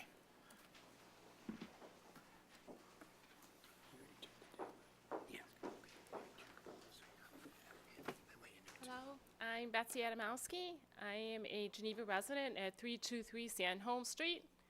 I am listening to all of this. Great questions from you. Some of the questions that I had were answered as well. My husband and I moved to Geneva 2 years ago. We are actually from Bartlett, being in Bartlett for 28 years. We came to Geneva with the idea that we wouldn't be here long. We'd move on to Tucson. However, since we've moved here, we have changed our mind because living in Geneva has definitely squashed our ideas of moving out of state. We love it here. We want to stay here. And having the library referendum come was pure joy to my ears because I'm worried about my future, growing older, being engaged with the community and so forth.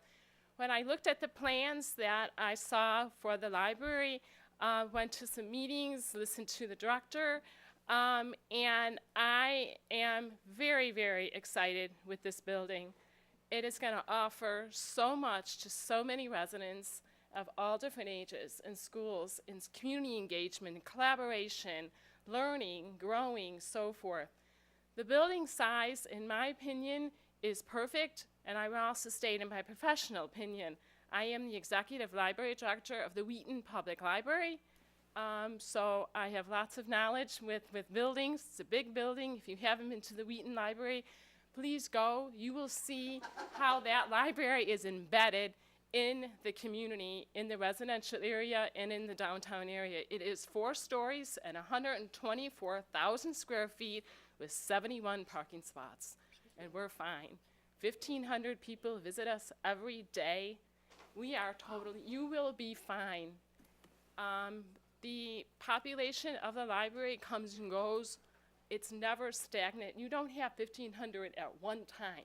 People are coming and going.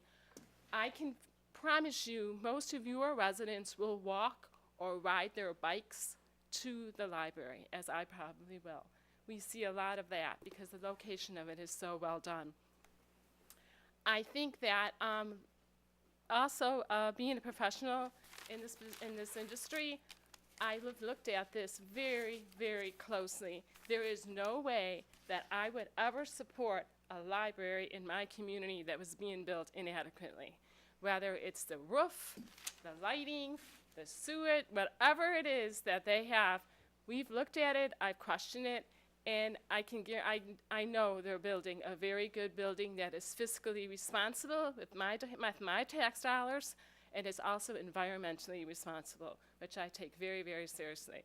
So I'm so excited. I know everybody here supports the library. That's not the question, but I think we need to look at the future, and this library is definitely going to take us into the 21st and 22nd century. And looking at the population statistics, this community is only going to grow. And let's build this building once and be done with it. We don't need to build another building, and this could be it. So I applaud you for your work on this, and I applaud the trustees of the Geneva Library as well as the director on passing a referendum, which is nearly impossible these days. But however, I'm so thankful to live in this city that supports reading, supports literacy, and supports the community. So thank you all so much. I hope you consider passing their variances in their proposal. Thank you. All right, thank you. Next one is Mary Maltby. You're going to pass? Okay. Chris Lanner? That's what I thought. Just making sure. Bonnie Ellis, I believe it is? No. Mary Ann Fox?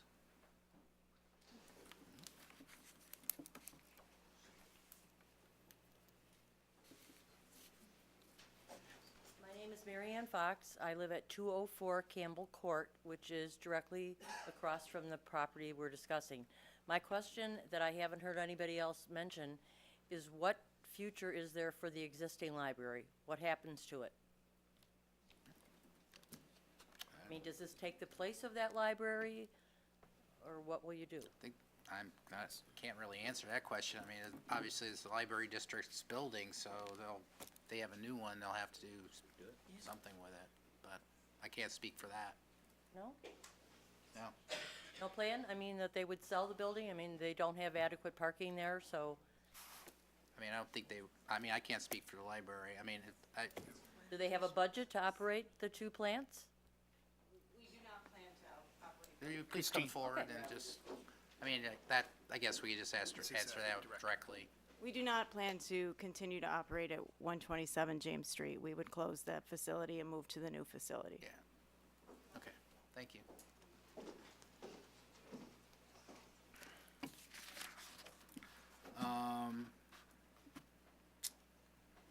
I guess it's, there's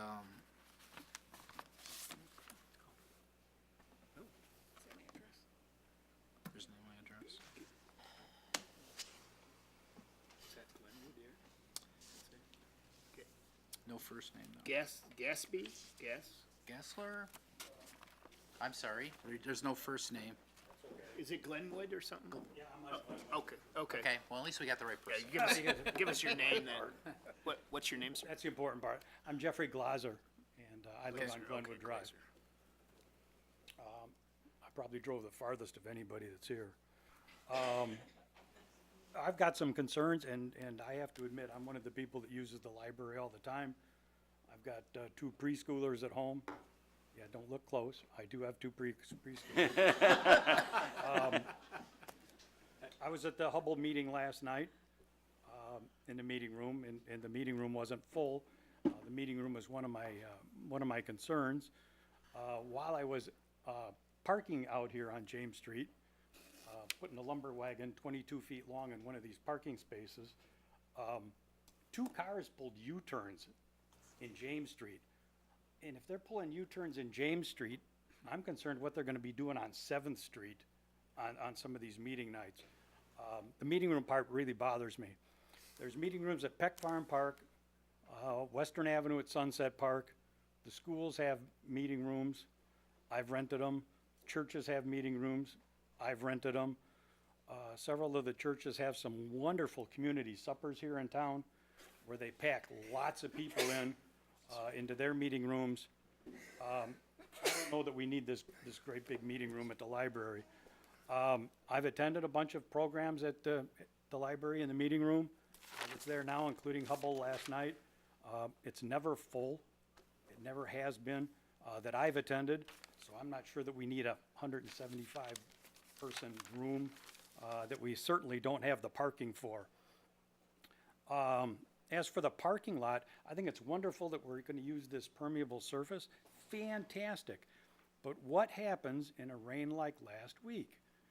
We had 4 inches or whatever of rain on top of frozen ground. If the surface of this parking lot is frozen, where's that 4 inches of rain going to go? It's not going to be able to soak through that pavement.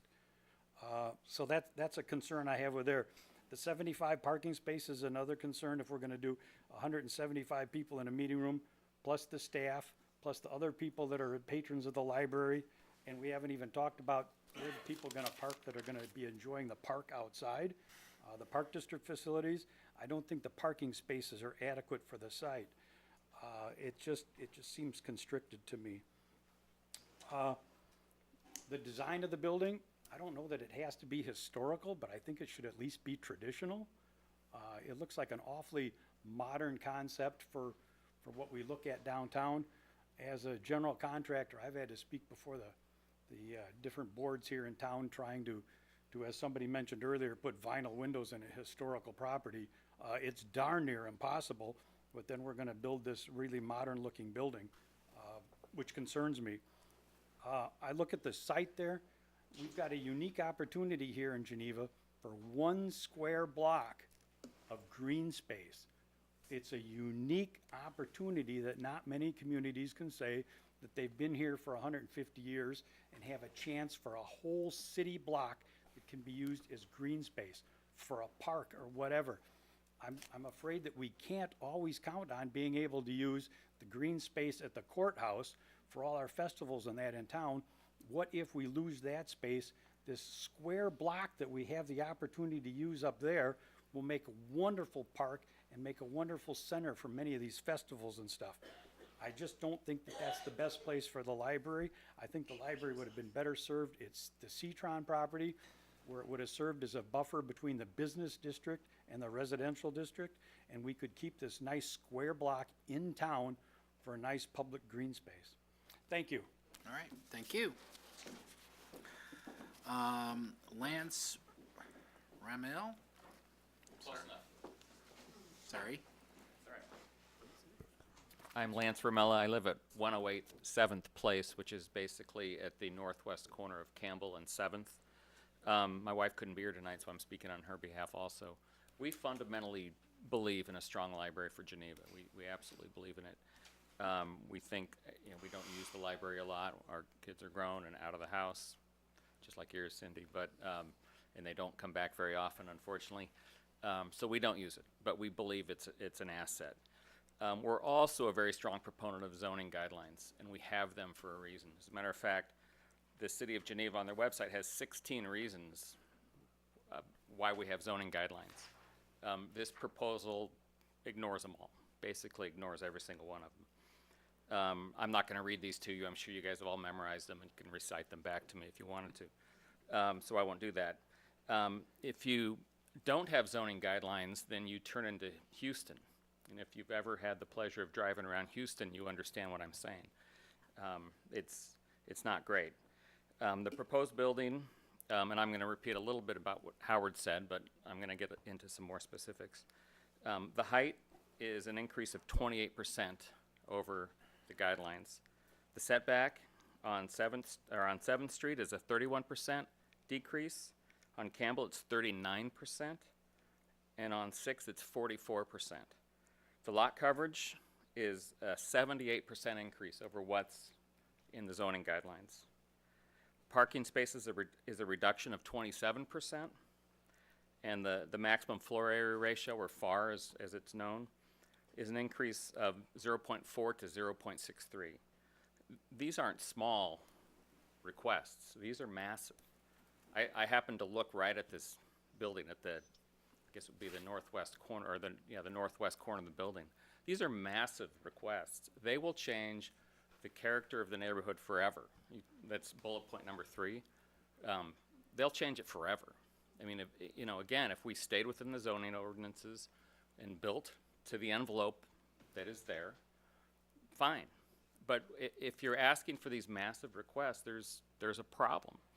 As a matter of fact, the FAR request, they can't even request 0.63. It's not allowed. They have to go rewrite the PUD to allow them to request that. That's a message. That tells you something. That, when we wrote this ordinance, I don't know when it was written. It's been amended 100 times. But there's a reason for that. It's there to protect the character of the neighborhood. We talk about the height of the 6th Street School. That was built in 1925. As far as I know, there were no zoning ordinances in 1925. And also, this was the edge of the city in 1925. 7th Street was it. Just west of 7th Street was eventually factories. I mean, that was it. That was the edge. The city's changed a little bit in 93 years. It's a different city. It's now the middle of town. So you need to pay attention to that. So my message is, if the library is dead set on this site, if this is their site, build to the envelope you have. Live within your means. If this is the building you want, find a site that fits the building. But you can't put the square peg in the round hole. It just doesn't work for this neighborhood. Thank you. All right, thank you. I believe it's Karen Leone? Leone, okay. 528 Campbell Street? I have to repeat my name and address. Yes, please, because I probably didn't pronounce it correctly. You did. Karen Leone, 528 Campbell Okay. Street. I'm sorry, I missed your name. Lance. Alderman, you had asked that you wanted to hear from the public, and I think you all want to hear from the public, and we appreciate hearing your thoughts as well. So although we were asked not to repeat, I won't repeat except to say that I agree with Lance, and I agree with Mr. Strong. I agree that the library is needed and there is improvement that is needed. If you intentionally go out and purchase a lot to build within the lot that you purchased. If it's not going to fit, go somewhere else. The PUD, according to your website, is a privilege that is earned, not a right that is guaranteed. To come before our council and request a PUD that seems endless, in fact, requires something to be rewritten, certainly feels like the Geneva Public Library Commission coming to you looking for that privilege.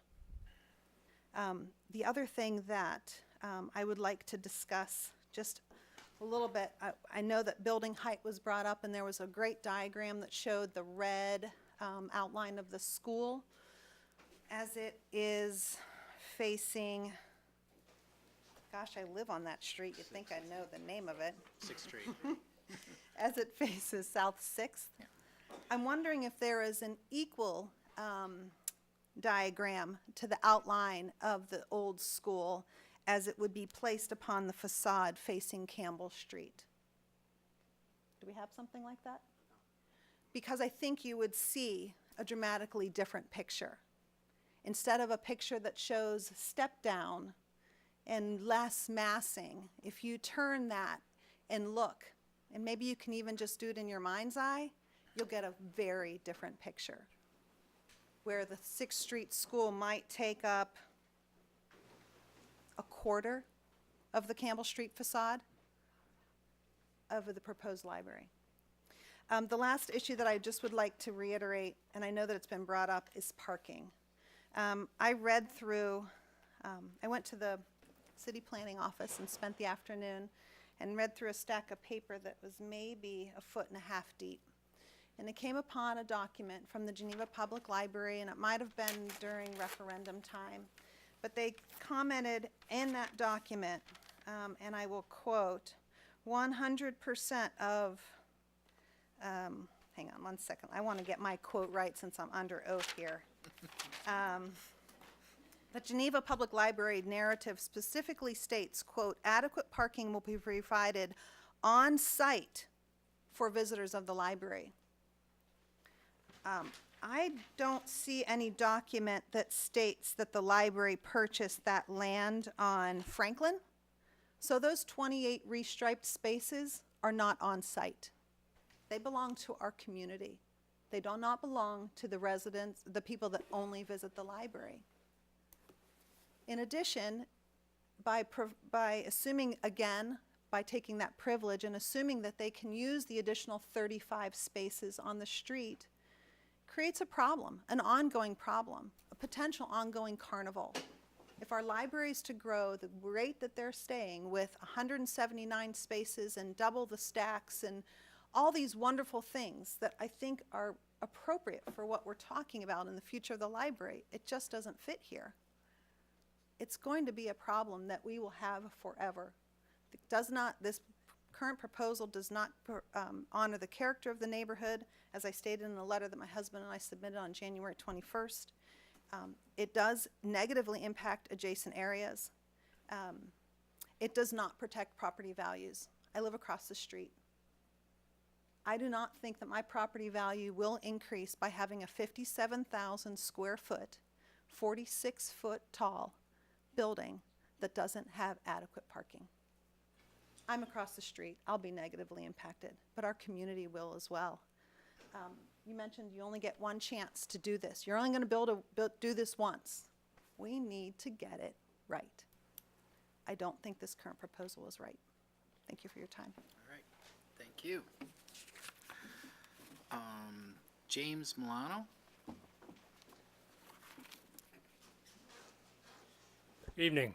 I live at 117 South 6th Street, and like many people have said very eloquently, I support a library, but I support one that conforms to building code and our zoning laws. And here's why. I live on 117 South 6th, and I replaced my garage 3 years ago, which is on the alleyway that connects James and Campbell Streets. And I had to come in here with my architect and confirm that the cedar siding on my garage, which is not visible from the street, would indeed have the cedar siding rough side out.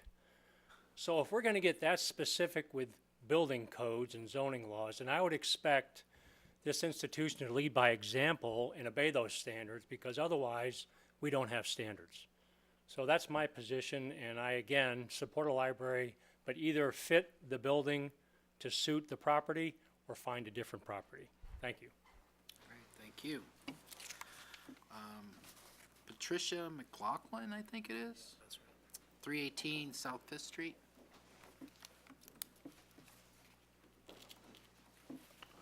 Yes, Patricia McLaughlin, 318 South Fifth Street.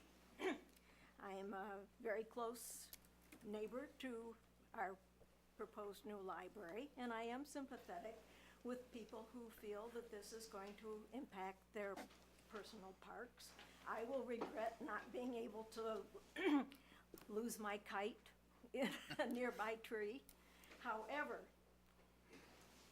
I very, very much support the new library as it's been proposed. This has been a very, very open process from the time that it was proposed through all the design process.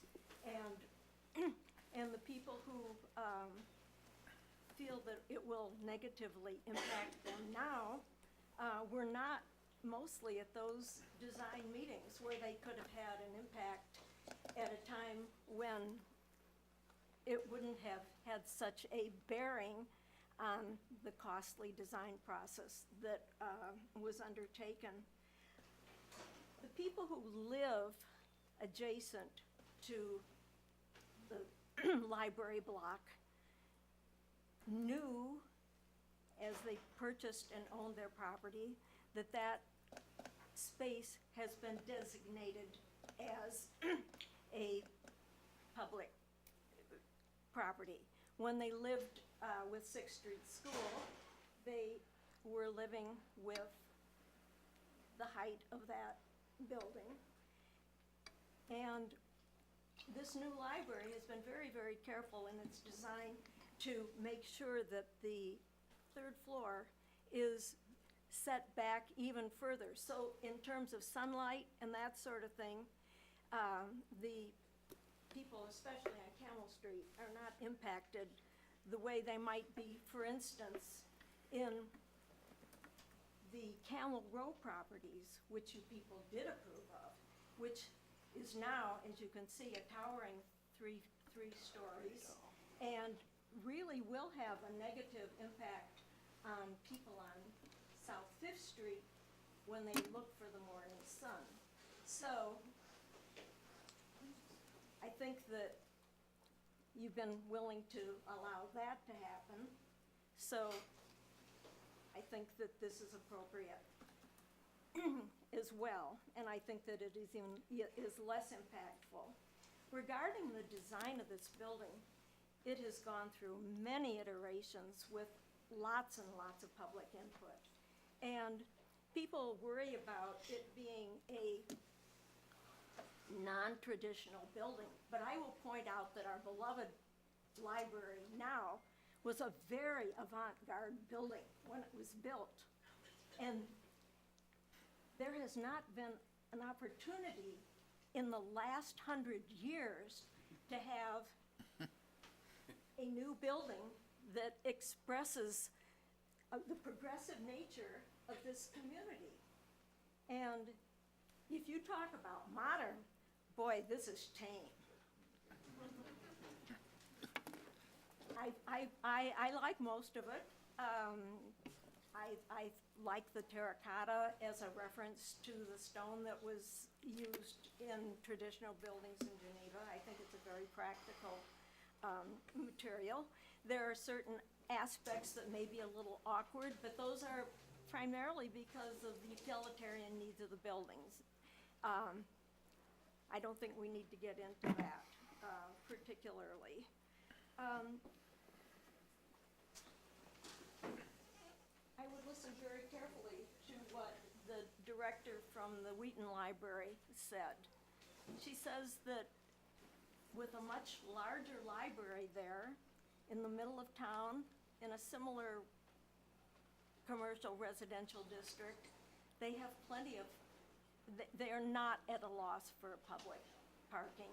And these festivals that people are worried about have been a problem ever since the festivals existed. Yes, for a few days a year, we can scarcely get out of our driveway. But it's not going to be any different with the new library there. So I do hope you consider what an asset this new library will be to the entire community, the great care that has been taken in its design, including its surrounding area, that is to say, I trust the hydraulic the hydrology studies, that sort of thing. Been care in having it be as green as possible. And frankly, I feel that it will enhance my property values. Well, thank you very much. Lorraine Ochsner? Ochsner?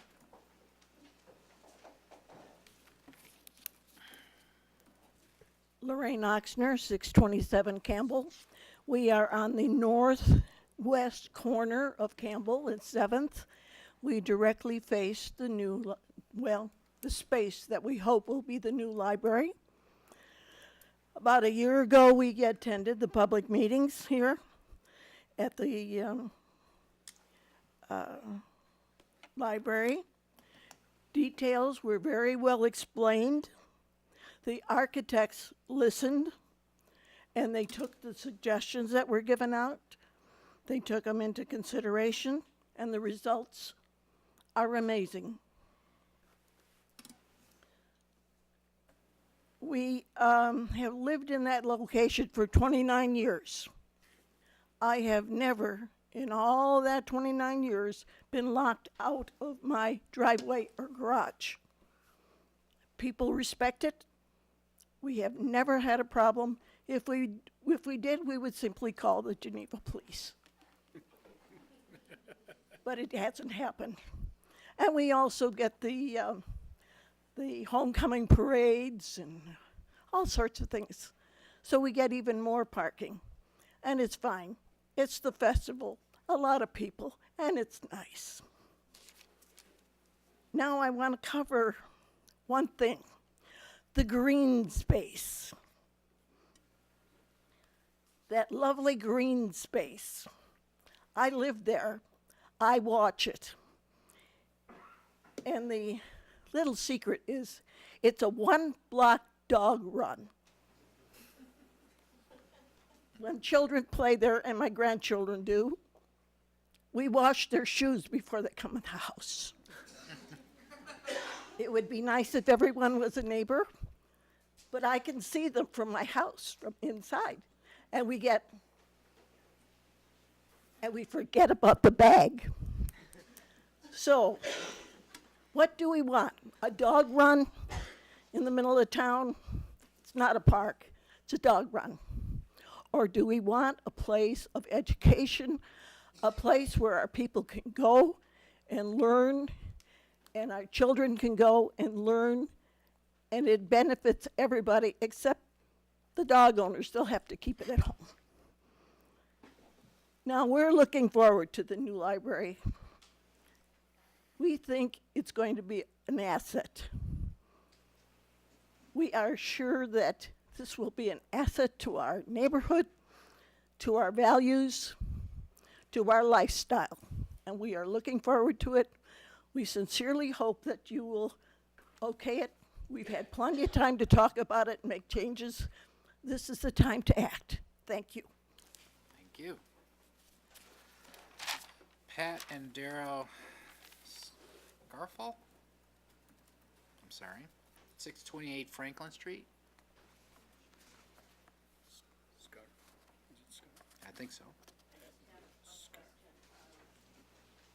Please approach your name and address, please. Pat Scarf, and I live at 628 West Franklin. I just have a question about the greenery that, I'm picturing a sea of parking spaces. I live right across from the children's park, and I'm wondering, I saw you had little trees on the plans. How much care is going to be given to plantings, bushes, plantings, things like that, to make it so it doesn't look like a sea of parking spaces? I was just curious about that. They have a plan, I think they could show you. Landscape architects here, so. Chris Lannert, so I'll address some of it if you don't mind. Good, thank you. So I'll go back just so you can see. So, I can let Chris get a little, Chris Lannert is with the Lannert Group. He's works in the city of Geneva, right across from just about my favorite restaurant. And there's been a lot of care. I mean, we have to meet minimum standards associated with the landscape plan. So there's We got to hear you in the microphone. Thank you. Okay. There's plantings along the edge of the parking lot, and actually some of the revisions we've made through the process has been to increase that buffer, to provide more of a buffer for the parking. The other thing I'll point out, and it's not here because it was actually pre-referendum, one of the comments we got very early in the referendum process when we laid a regular parking lot out, it was your classic row of parking. And that's the exact comment we got from people, is how do you keep it from looking like a commercial parking district? So Chris worked very, very hard to kind of come up with more of a park-like setting so that you're not looking down rows of parking at any point in time, and that you're not really facing from any point really other than a little bit along Franklin with direct headlights, but there's planting right in front of it. Chris, is there anything else you want to add? I think that pretty well covers it, Craig. And the point to make is that we do have the required landscape hedge around all of the parking spaces that face externally on the property. If you look at this particular drawing, you can see that all of those setback areas have been planted, and the parking lot was laid out with ample islands internal.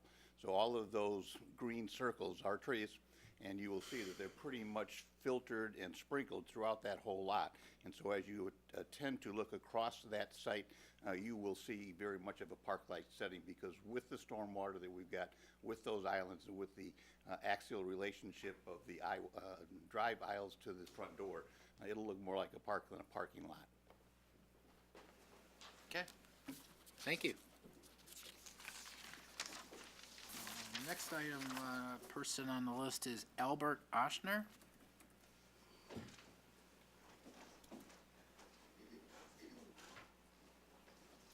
Yes, it's Albert Oxner, 127 7th Street or 627 Campbell. We have two addresses. Take your pick. So whichever you want to take, we're right on the corner. So we do face the library, the upcoming library. We look forward to it.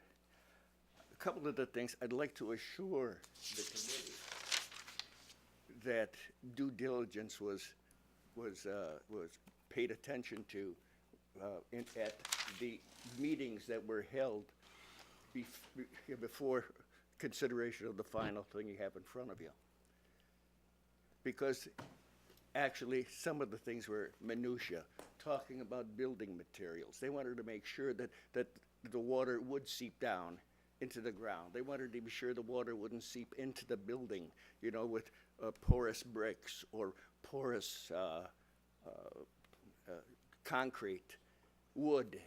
Wanted to save on maintenance. They were looking for efficiency and for value of time spent and the value of our money. And that's why I was there at those. I think I went to every one, but I might have missed one. But I wanted to make sure my money was looked after because in my taxes. And I was hoping that they were fairly well, was very well attended. It could have been, there was a lot of seats set out in that library that could have been filled. And I wish they were, so we could have had a complete knowledge of what everybody wants. I do I do agree with the comments that were made here, that it's going to be as far as the parking goes and height goes. I can understand people worrying about that. But some of these same comments were brought up at when the condos across the street from me on the west side of 7th were being built. That was prairie before. And like my wife said, it was a dog run at that time. We had people saying at the same time at that meeting, those buildings are too high, I won't be able to see the sun as I'm driving by. And when I got up, I said, I live across the street, please put them high as you need to be. You know, so that we have something beautiful here. I do not, a couple of feet, what does a couple of feet mean in variance? And I think it's important that it's brought out because we should value, the committee should look, maybe it's the other committee on conservation. Historic preservation. Historic preservation, probably therefore, not letting you paint your materials on your house or apply materials that aren't even seen. I did the same thing when I was putting in my driveway, and they fought me for a couple of feet. I wanted to save move my garage up a couple of feet so I could have a little garden in the back. But they said, no, the car, we wish you could push it, we're giving you some leeway. We should have you push your car further back. So, but I could see it. I was teed off at the time, but I understood it. Okay, let's go. It's not a deal breaker. So when you have somebody, you're changing the zoning, some of these things are not deal breakers. I can see where you can make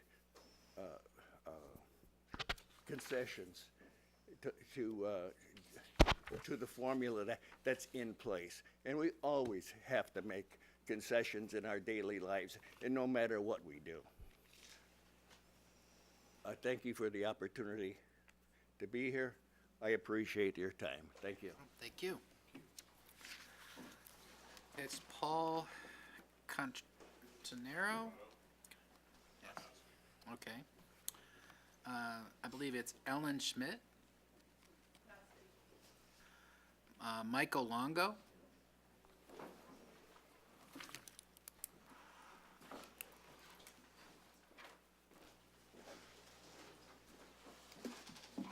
Hi, it's Michael Longo, 220 Fairview Court, Geneva, Illinois. And I'm speaking for my wife who had to run out and take care of her 8th grader who is a heavy library user and very excited about this new library. So just a few brief comments. The library board, I think, has been very deliberate in getting public input on this new library. They have publicized and facilitated many public workshops. We heard about that today. Information sharing sessions that I have attended, my family's attended. They've taken this input into account, reducing overall footprint, reducing building height, modifying floor plans, reducing parking, looking at that in detail. Keeping overall costs low for us taxpayers, keeping it very reasonable. I think the board has done due diligence. I think the library has. In fact, I think they've done extreme diligence. I just think that our family is truly excited about this new community resource and feel that the community and the library board and everyone has collaborated well into creating what we feel will be a crown jewel in our community, one that everyone will enjoy. Thank you. Thank you. James Ellis. You don't want to speak, Mr. Sir? Yes. Okay. Lynn Lucrop? 202 Campbell Court? No. Heather and Riley Meadows?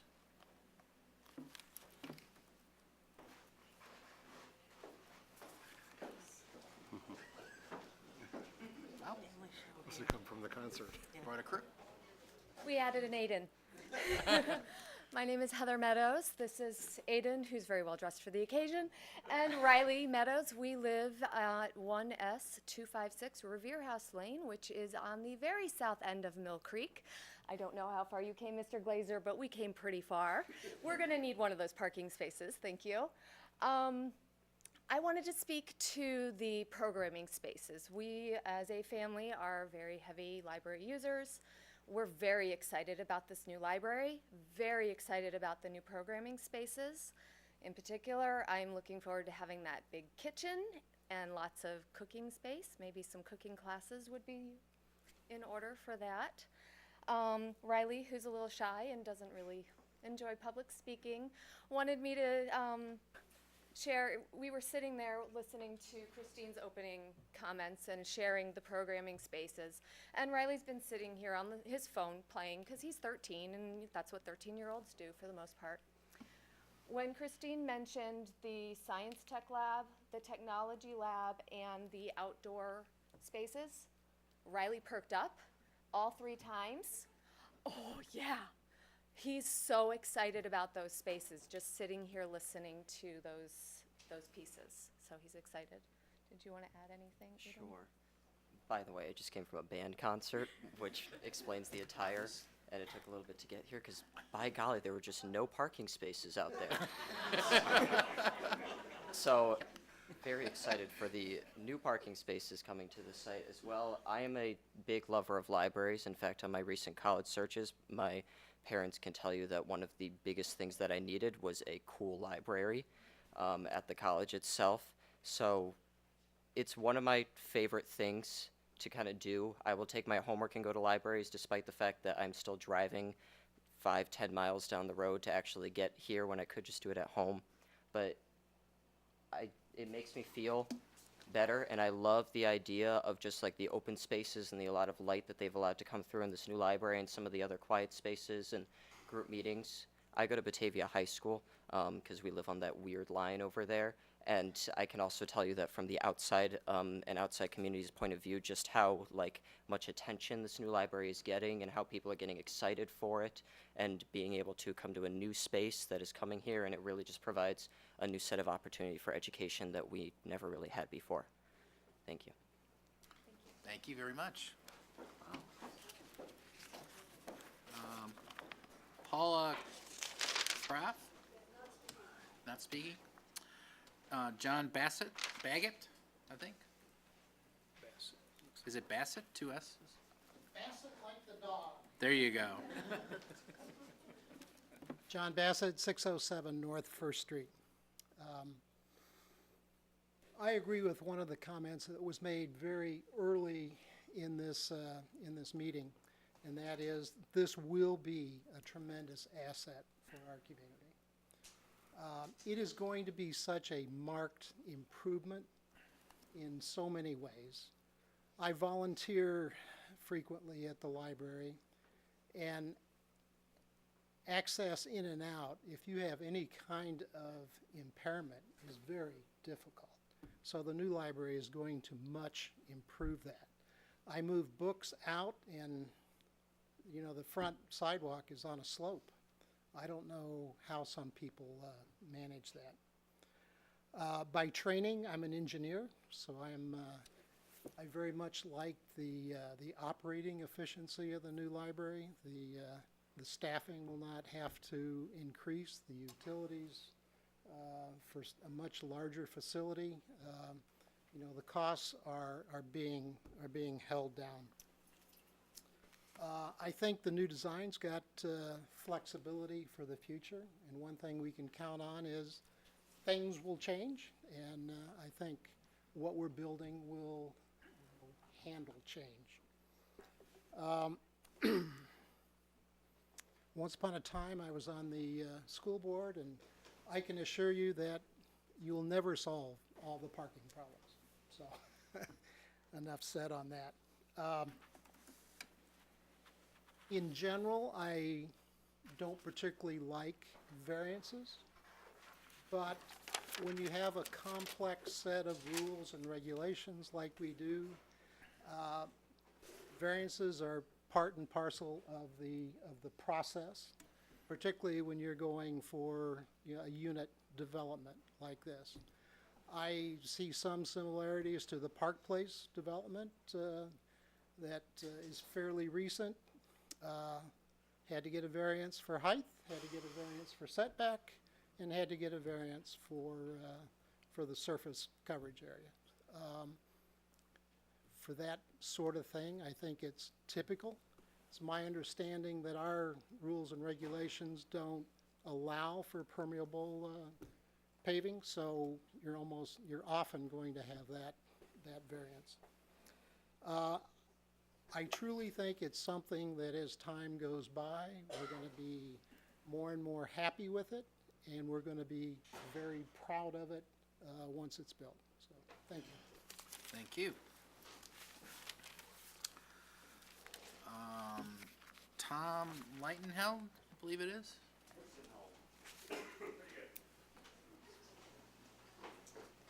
My name is Tom Lichtenheld. I live at 910 James Street.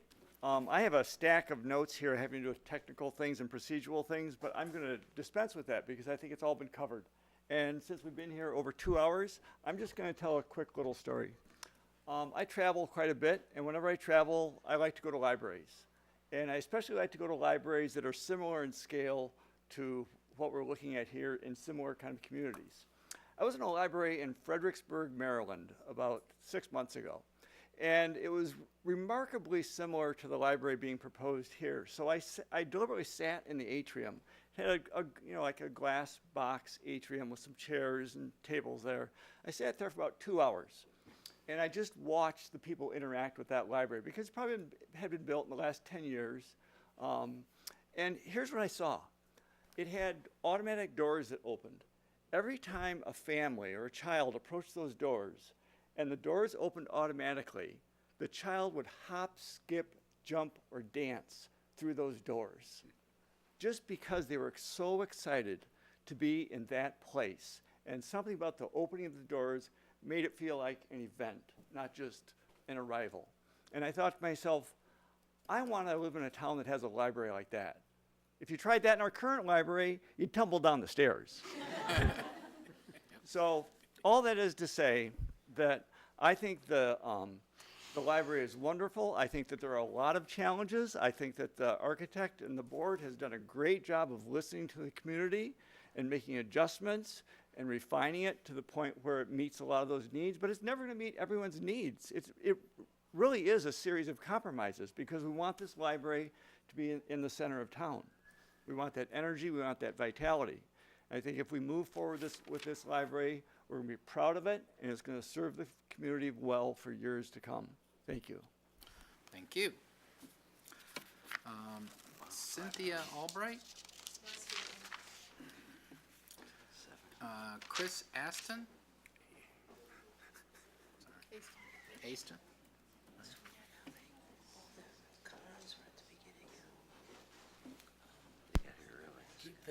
We keep thinking back here, but it does work, okay? They just gotta talk closer. I just move closer, thank you. It's at the right height, thank you. Generally speaking, I think. Give your address, sir. Name and address. Oh, I'm sorry, I'm Chris Aston. I live at Sorry, didn't do well at your 740, you did pretty well. It's been pronounced worse.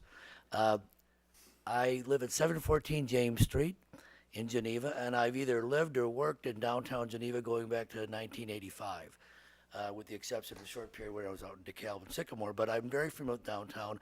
I couldn't be happier about the library being built on this property.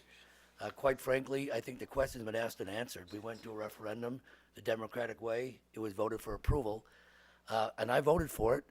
I did question the amount of money. I thought that was a lot of money, but I figured wise people will make right choices, and there'll be cost efficiencies where they can, and I hope that does happen. I have two things that I did want to talk about, though, and one is dealing with the variance requests. There are some significant requests for variances here, and I don't think we should make light of that. I know from my own personal experience that, say a private developer were to come to you for a variance, typically the request is considered as to what needs to be done to make your development have a reasonable return on investment. And typically ordinances read, you should not give a variance solely for profitability maximization, right? So if somebody says, I want to do all this, I want to put 10 pounds in a 7-pound bag because I'll make a ton of dough, the answer would obviously be, well, that's not how it works. there's a similarity here. I believe that the library wants some extreme variances because they really want to maximize their building. And I don't blame them. I worked in governments, and I know governments like to have large facilities, and there's a lot of good things that can happen in there. But I question, this gentleman said, you don't build a church for Easter or Christmas. You don't build a detention pond for a 500-year flooding event, right? You don't build a parking lot for Black Friday. You really shouldn't build a library for 175 people that want to meet in one location. I believe that is an extreme example and probably a rare instance that you need that many people to meet in one given location. And if you do, they should find another facility that is that size. A library should be, in my opinion, many things to many people, and that's what they're proposing, and I'm happy about that. But I think they really packed in an awful lot of space that may not be necessary. And so that, in turn, goes to my other issue I have, which is parking and traffic. You won't need that much parking if you don't have the capability of seating that many people in a meeting room. If 175 people do ever show up at a meeting, this will not park itself. I live on James Street. I deal with the events and the festivals. I could probably make money if I rented my driveway to parking people, but it's cool. I mean, it's managed. I like this lady that spoke. I've never had anyone block my driveway. But that said, they park all the way out to Caneville on James Street. I understand that, and I can deal with it because the festivals are good for the community, just like the library will be good for the community. We need it downtown. It's on this site. It's always been perceived to be on this site going back to the days of the old domino play, and that was mentioned. It was asked the question, what's going to happen to the existing library? We ought to know. We're taxpayers. There should be a plan as to what they anticipate to do with that building. I can recall the time when we talked about the city of Geneva, there'd be a domino play. The library would move out to 6th Street School. This goes back 20 years. The city hall would then move over to the library, and this would become a community center, which it, in many cases originally was. Maybe that's off the table, so be it. But we had a plan for public facilities, and there should be. We shouldn't just, and I'm sure there are discussions about it, but maybe you're not capable, or not able to, I should say, talk publicly about it, but there's got to be a backfilling plan on that property. The city taxpayers deserve that. So getting to my last point, and I'm sorry for deviating there a minute on that point, but if it doesn't park itself, that's a problem. But what is also a big problem, in my opinion, is the KLOA traffic study, for some reason, ignored the intersection at James Street and 7th. Now, I suppose you can interpolate it because you've got it at Campbell and State, so you can kind of get an idea of ADTs. And the CMAP report said there'd be like 5,000 ADTs a day into the horizon. That's a lot of cars on 7th Street. But I can tell you there's a lot of cars right now that travel, and at pretty high rates of speed, on James Street. People that use James Street from Caneville as a bypass of 38, commuters that want to get to the train, you know, for whatever reason, people are using that street in a major way, and quite frankly, it needs to be better policed. And if we're going to add traffic on it, it better doggone well be better policed, because I can tell you, you know, 30% at least of the time I approach that intersection, somebody's blowing out the stop sign. They're rolling through it. They come to a complete slow, I always say. You know, it's like, I will be standing there and I'm like, dude, you know, he drives right in front of me while I'm entering the crosswalk. It happens all the time. Now you're adding a lot of traffic onto that, because that's a collector street. James Street is a collector street by definition, as is 7th. They should have measured that intersection, and they omitted it on the traffic report. So I thought there was a kind of a glaring omission, and I wanted to mention that. But again, to close, I love the idea of a library. I think having at that site, yeah, I think it increases my property values, quite frankly. It stabilizes the use. They won't be flooded with more townhomes, which is what I live in. Supply and demand, that's the mathematics, you know. I don't want more competition out there. But it's not, I don't mean to sound so self-serving. I think they're asking an awful lot on the variance request.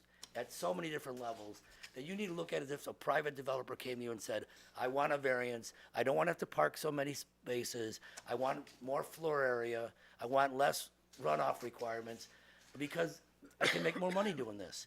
And what they're saying is, because I can provide more service and more, it's still, that's their product, that's their sale. So I hope you consider that, and I have nothing else. Thank you. All right, thank you. That's a Cleese, it's a Kathy Cleese, did she retalk? Yeah, I guess you can say Cleese. yeah. See if I mean, she's- Kathy Cleese, you've already spoken, correct? Okay. It's crossed out, I think. Yeah. Is there anyone? I think, well, I guess you can call it and see. Pat Lord? You don't Pat want to Lane. speak? Larry Doneski? You're not going to speak? Ellen Bassett?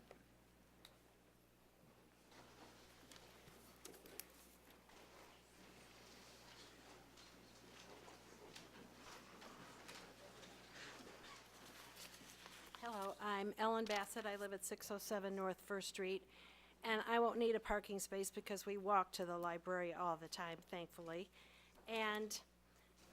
But parking is a huge deal for people in suburbia.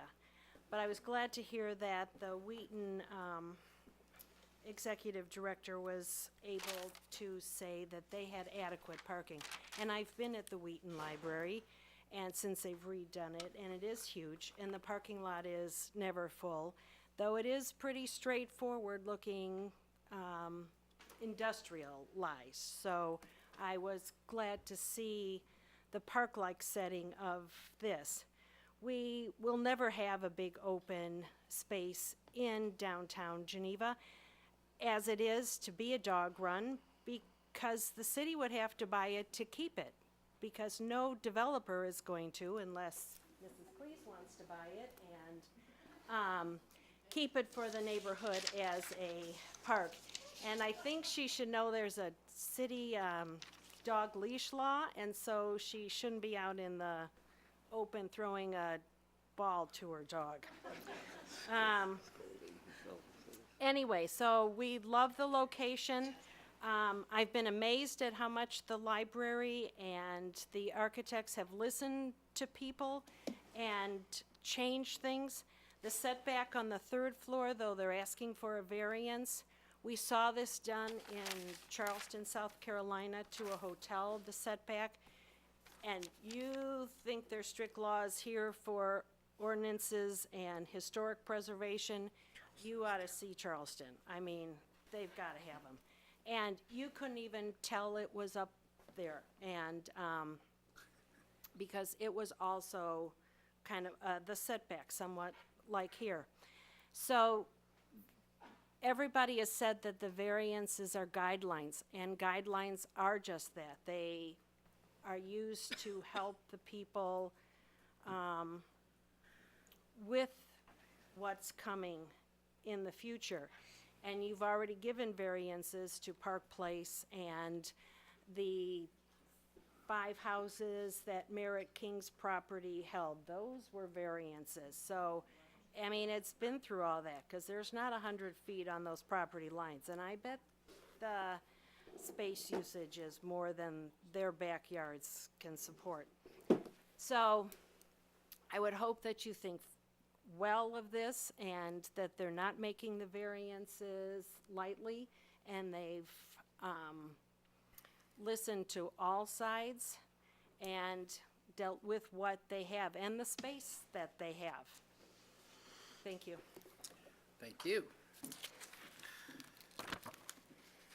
Corey and Larry Latcher, I believe, 1102 James Street. No? No? Derek Fuller? No? Oh, man. And it's Gloria Ann Campbell. Gloria Ann Campbell? Gloria should be.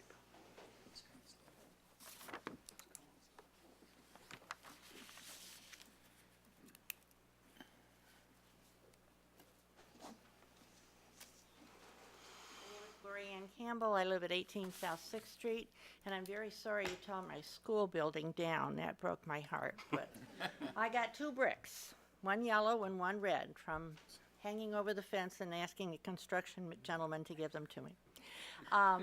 I shouldn't be speaking here. My husband should, but he's at the library at a meeting. So anyway, he's the one that has come to many of the hearings and has thought about it and brought things home to me and said that he was very enthusiastic about all the work that had been done, the input, just as everybody else has said already, that the community, if people didn't come, then that's their fault. The opportunities were there. The other thing I would stress to the library is, because I know there was explanations about so many pieces as far as material and the swoop for the Viking ship, that I would hope that that's really stressed so that the community understands that in the future as to how we have tried to pick things from the history of the community. The other thing that I know is you can't build a historic building.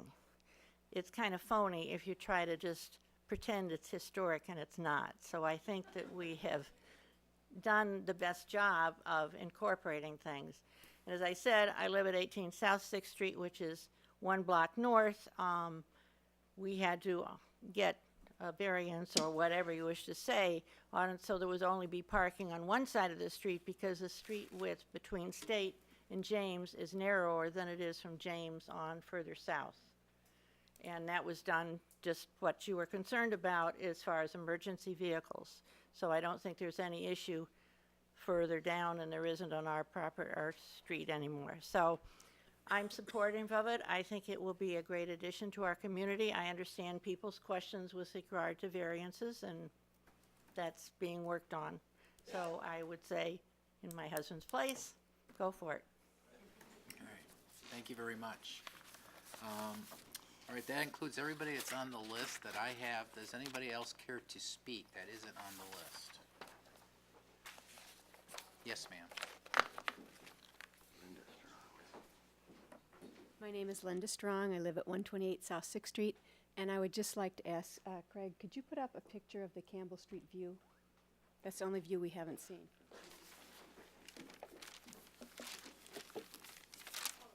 Mm-hmm.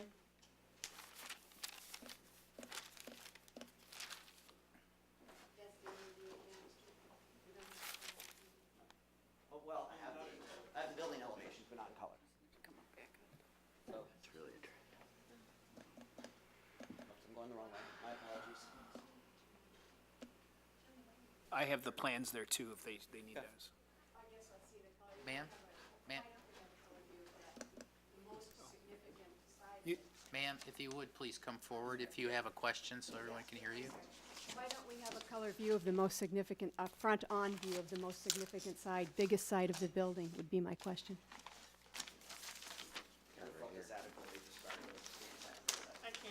I'm sorry. We felt that this image adequately described what we were anticipating being on the site. Any more? Yes, ma'am. You'll be second. Wait a second. I read one here, and then you'll be next. I arrived late at taking care of a 2-year-old grandson with... What was the first name? My name is Mary McKeon. I live at 215 Campbell Court. I unfortunately had to come late. I have a grandson with the flu that I've been with. I just heard a comment about you can't build a historic building, but I do think you can build a building that fits aesthetically in with the historic district. I don't personally think the new building does at all. Thank you. Thank you. Yes, ma'am.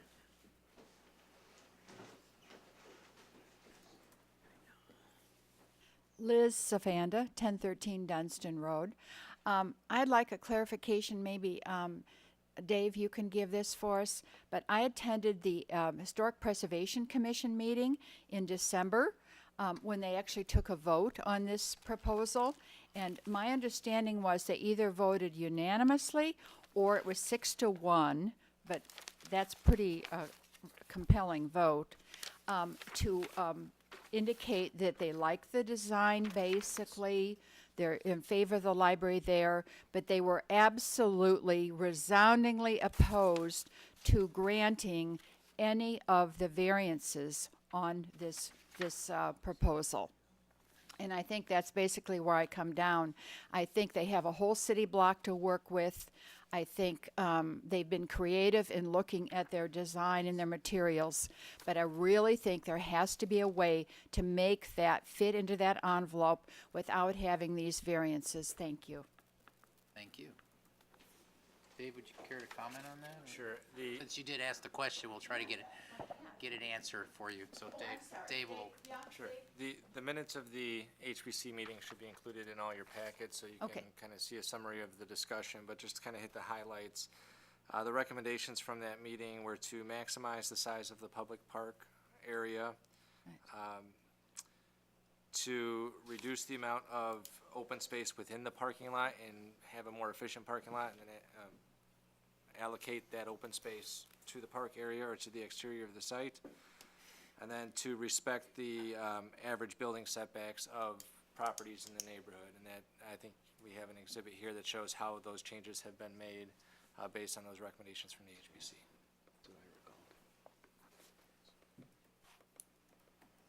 Any other public comment? Yes, ma'am.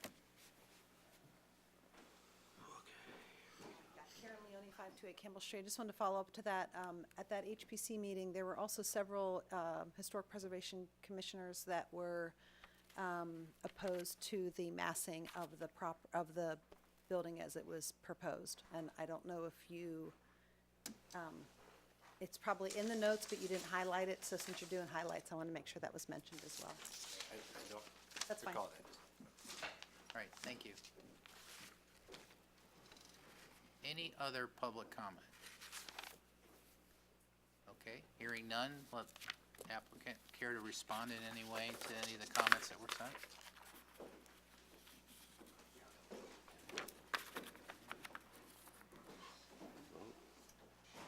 I would like to respond to some of the comments that were made regarding meeting room space. There was a lot of discussion and about 175 people coming to a meeting at one time.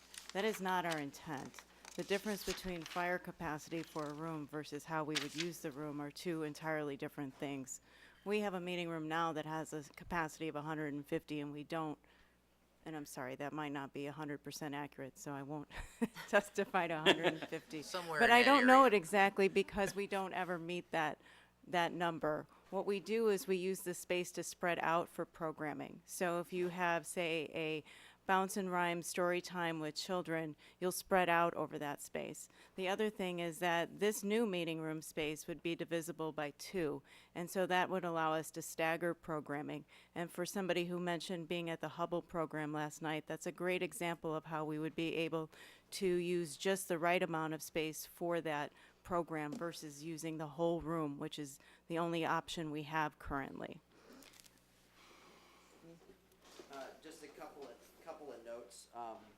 One of them is in discussion with the variances. I just want to make sure it's clear that the elements we're asking for are at pointed points of the building. So for example, the height is not across the entire part of the building. It's a part on that 3rd floor that's at the top. We've taken great care to bring that and shrink that back, and in fact, it is back well, in most cases, beyond the 20-foot setback area. That would be a part of it. So we're asking for the 35-foot or below areas to go into that. Additionally, we rotated the building so that the areas of the setback, like the 12 feet and the 11 feet that we mentioned before, they're at very pointed points in the project. So I'm going to go to one of the other slides just to illustrate that. As you see, the building's rotated. So the 2 areas that we're expressing that are beyond kind of the face of the average setback are down near the end, which is actually the Oscar's house. And then at the midpoint of the site, which is across from a garage at that point. The rest of the building kind of pokes back, so it goes actually beyond the element that's kind of the average face of the houses in the area. I just want to make it clear that we're not asking for 11 feet across the entirety of a space. Additionally, on Campbell Street, there's an exceptionally wide parkway already. So we're approximately and again, it's approximate 40 feet off of the curb line at that think that's Okay. about all I had. Did you have anything else? Okay. John? Curious, do you happen to know approximately the distance from the edge of the library to the homes across Campbell? No, but I do have this diagram that we showed earlier. Right. That little, let's see if my laser pointer can get that far. 40, From your area, this is the approximate location Right. of the house across the street at Right. that corner. So would, So that blue line that I was talking about is the Right. property line, and that is the kind of widened parkway that has a couple of the trees we're trying to save, and the power poles, and the sidewalk will be in it, and that sort of stuff. if per scale, it looks to be a It's close. plus or minus 100 feet. Okay,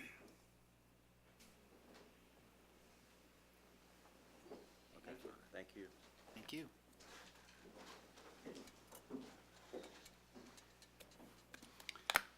Is that it? That's it for the procedure. Now it's what the commission likes to do at this point. We normally discuss and then close the hearing. If the commission feels that it's heard adequate testimony from the petitioner and the public, we can entertain a motion to close the public hearing and go into deliberation, whether you want to begin that deliberation tonight, or if you want to digest the testimony you've heard and follow up in 2 weeks and deliberate then. We've prepared draft findings within our reports that can, of course, be modified by the commission based on the testimony that you've heard tonight. Mr. Chairman, I move to close the public hearing. Second. Moved and seconded. Celeste, call the roll. Case, Aye. Jodish, Aye. Evans, Aye. Esserod, Aye. Leidig. Aye. Mead, Aye. Slipka, Aye. Stevenson, Aye. Stocking. Aye. Passes. I have a question for staff. As I read the report, you talk about, I think it was highly visible crosswalks at 2 locations. Was it your intent to have that as a condition, or is that already in the design as submitted? The highly visible, I think that was dealing with the, I think that was picked up from their narrative about schools and parks, or libraries and parks, that it was going to be safer intersections, I think. Is that? Hang on a second. I think that was, is that from your narrative? Just a highly visible crosswalks surrounding the development are recommended. Is that in your plan as it is designed now? City property. Sorry. Right. If I can still come on. Yes. Yeah. So because it's on city property, if that's a recommendation, we can incorporate it into our scope of work. But because it's on city property, we would need to have the permission to do so. You would work with the city, but it would be the intention then that it would be under the cost of the library Yes, just like the construction modification of the parking along, on referendum. and everything. along Franklin, which is another recommendation in there. Okay. And John, I apologize, John, it's been a while since we made that comment, so I was just trying to track where it was. Yeah. Okay. This is a findings of the traffic study. Right, right. Yes. And I was just, if we get to the point of making a recommendation, there are 3 conditions. And I was thinking that we might add that as a 4th, since it requires some effort to work with the city to design those, locate those, and then they ultimately pay for those.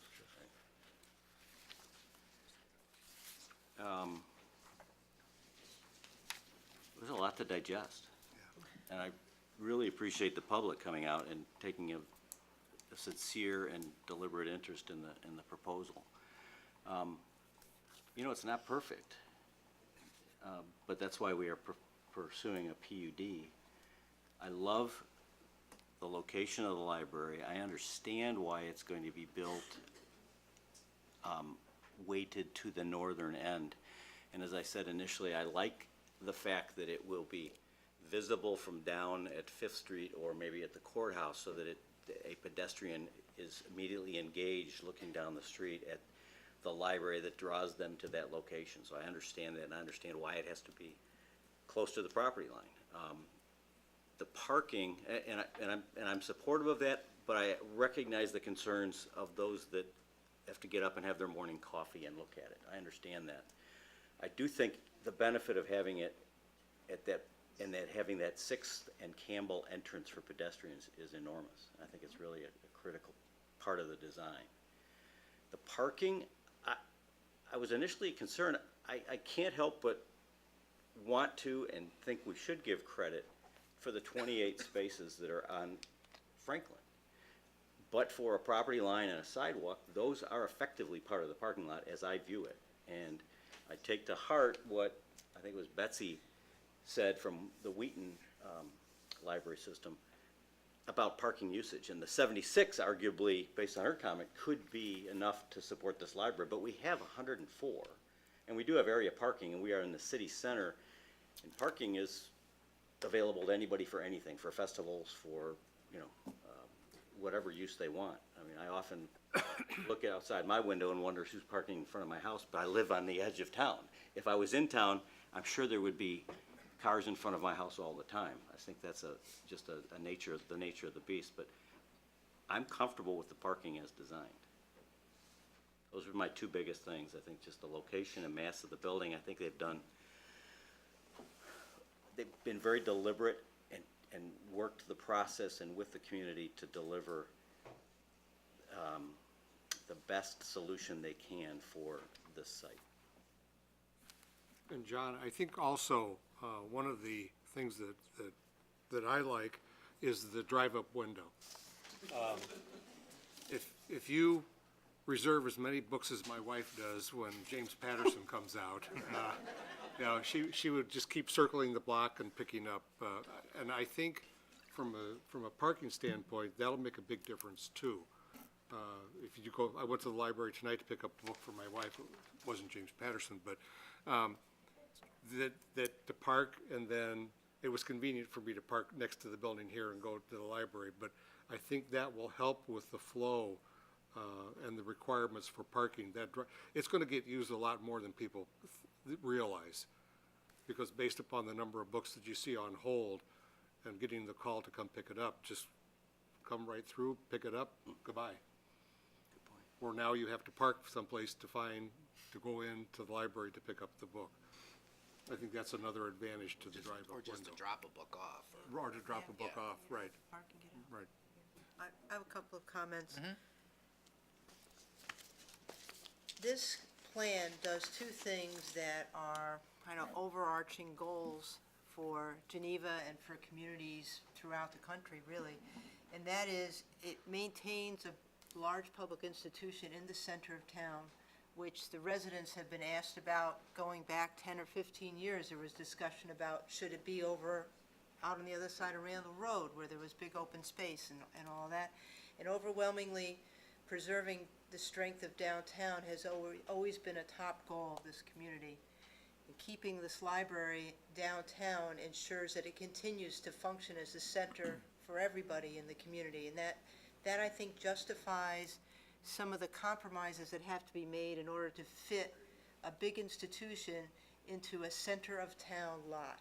So if our biggest goal is to keep downtown strong, and that outweighs things like whether or not we have a big building that may be across the street from some houses, then you have to go with that overarching community goal, and maybe it's not perfect on some of these other things. And the other thing that this library does, and the reason I'm not so concerned about parking, is that walkability is something that everyone from kids through retirees say they want. When you ask them, what do you want in your community? They say they want it to be walkable. They don't want to have to get in the car.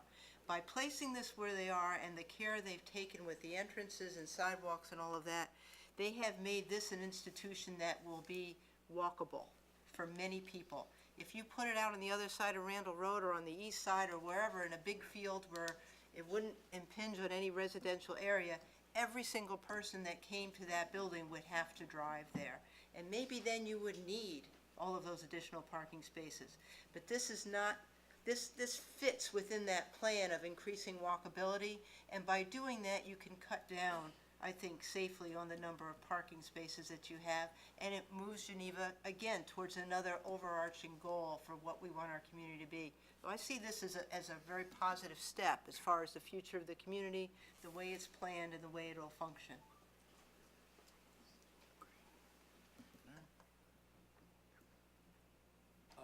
Yes, Ron. The only comment I want to make is, I want to go back and do, once again, I think these guys have done a great job of working the process and getting a lot of feedback, so I'm very pleased with that.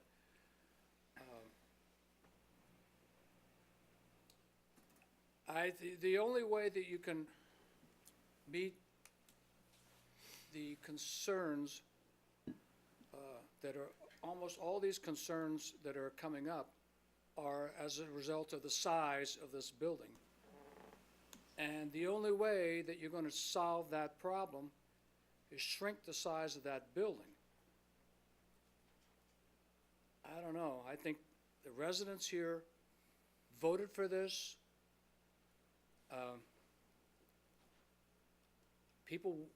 lot of people want it. I don't know what would get anybody to take out the functionality that's been built into this that created the size of this building. I don't see at this point in the process that that's something we can do. I don't know. I just don't see it. Other than that, I don't see an answer. And if, given that you want a building, you want to have this functionality, you want to be able to do all these things, okay, which I think everybody wants, can't shrink it. And if you want to have that functionality, we're going to have to give up something, and then what we give up is the exceptions. And nobody likes to make exceptions, but unless somebody's going to convince the library or re-referendum, you know, to go to a smaller size, I think we're going to have to abide by these exceptions. So that's my thought. Yes, Mike.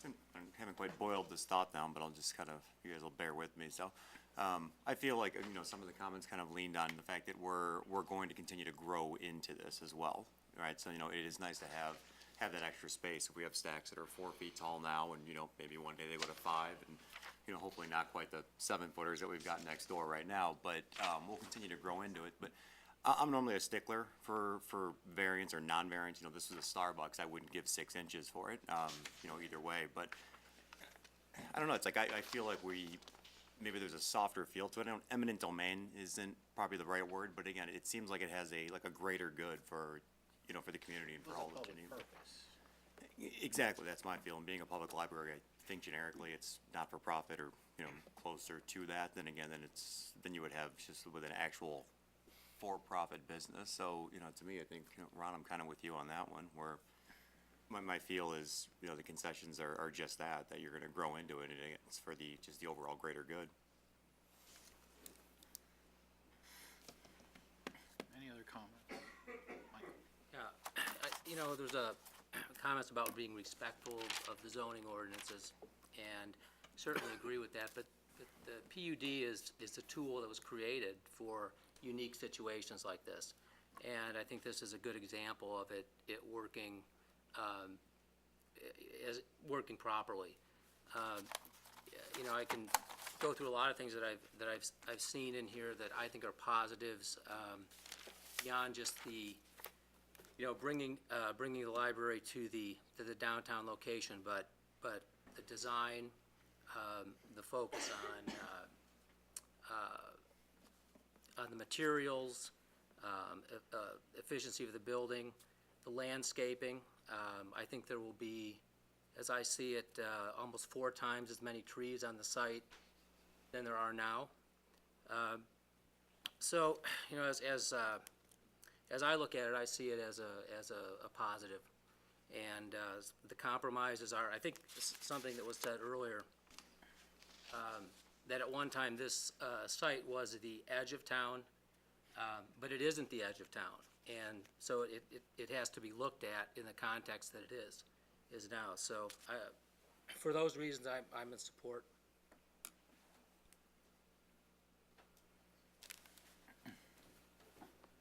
Any other comments? I'd like to say I'm agree with almost everything said here as far as the greater good.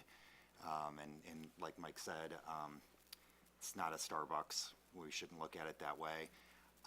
But I will say, as far as process, I would appreciate some time just to make sure I understand all the issues, and would propose voting on it at the next meeting, not tonight. Okay. My biggest concern is not the proposal itself, but the ordinance. So, in terms of taking the restriction off the 20% off the PUD standard, given the pattern of development in Geneva, which is for scale and bulk, is critical in residential districts, particularly in the downtown area. So I think that 20% may not be 20% or whatever, but in terms of a guidance, a guideline, if you will, and it could be in church, it could be in other public use, it could be in any number of things, but in reality, given today's world and how the scale that we build at, if we don't have any kind of benchmark, if you will, to evaluate these things, we'll be dealing with very large PUDs, pretty much as a matter of course. That's not to say we can't put conditions on it in a PUD setting to try to mitigate these things. But I think if we put a cap, if you will, or at least a guideline in there to say that in this community, we in general don't look at bulky buildings as a general course. So you can come in a PUD, but if it's in a residential district, it's going to be looked at a little bit differently. So I think there's some good purpose behind that. That's not to say that they couldn't come in and rezone it, and then it goes under a different FAR, right? So there's other pieces that are part of that equation that enter into this, because they could have come in at a different zoning district with a different FAR, just ask for a rezoning, and we'd be okay. We wouldn't have an FAR restriction. We'd have to go through the diligence of getting a rezone on it. But for public uses, those things can happen relative easier than, say, a private use. So those are the things that I'm concerned about, not necessarily how it impacts this proposal, but how it impacts other PUD applications this commission will be looking at over time. So I think we need to take a really good look at that and say, again, we can under the PU guidance, we can do a lot of things. We can put a lot of restrictions on it. We can tell them to do this and that. But I think that there's something to be said for having some guidance because of the uniqueness of this community, the bulk and how the scale of this community and how it's developed, particularly the downtown area, is what makes it unique. So I think I wasn't here when they did it, obviously, when they put that cap on there, but I think that was the insight that was behind putting that standard, because there isn't that standard on any other district in the PUD ordinance. So you can sit in a business district and do that and so forth. So that said, we would have that kind of condition where we'd be sitting in a business district downtown where there's no guidance on that. So we could still be dealing with bulky buildings, but in a residential area, I think with the scale of the housing downtown, it's sort of it provides the owners and people who purchase in this area at least some understanding of what you're getting and what could happen in a PUD process. 9 times out of 10, it's going to be a PUD downtown, because they're not going to be able to meet the zoning restrictions. So I'm just cautious on that, and I'd like to hear what the commission has to say about that.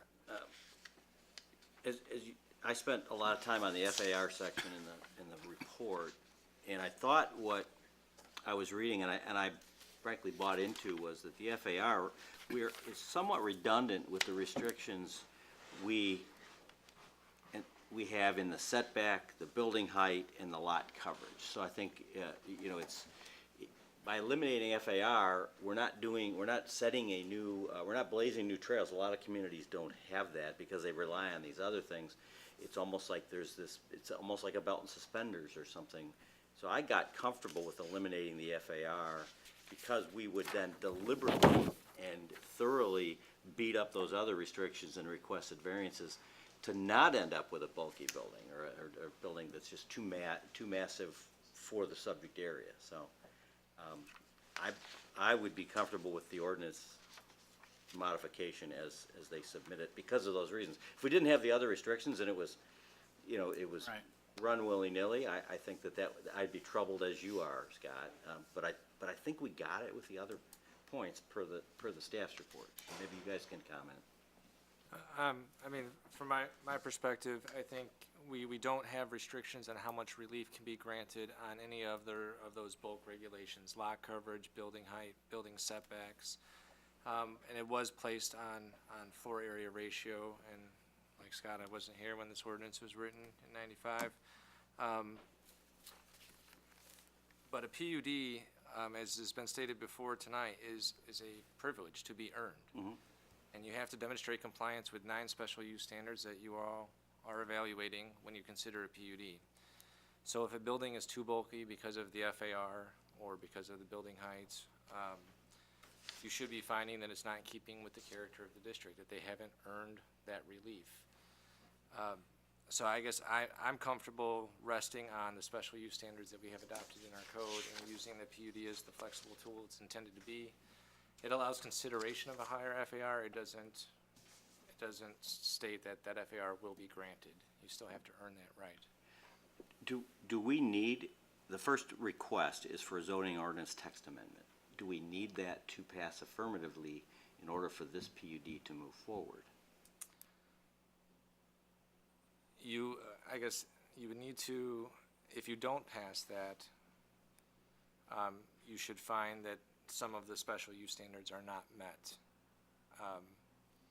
that it doesn't comply with all the regulations. If you're concerned that the FAR is too high for this building on this site, you should find that it's not in keeping with the character of the area for that reason, or the architectural appeal of the district that it's located in. Right. And we have deliberated around those issues, and it seems as though there is some consensus that we don't find that there's large variance or any variance to those 9 special use standards. I'm not speaking for everyone, but I'm just getting a feel for the commission as we sit here tonight. If the question is, should the commission even vote on that? Should the text amendment fail? I think the commission should, because as a recommending body, this will all advance to the city council. Right. So it's important that for the record, we have a vote on the text amendment, a finding on each one of the 9 standards, and a recommendation on that PUD. Right.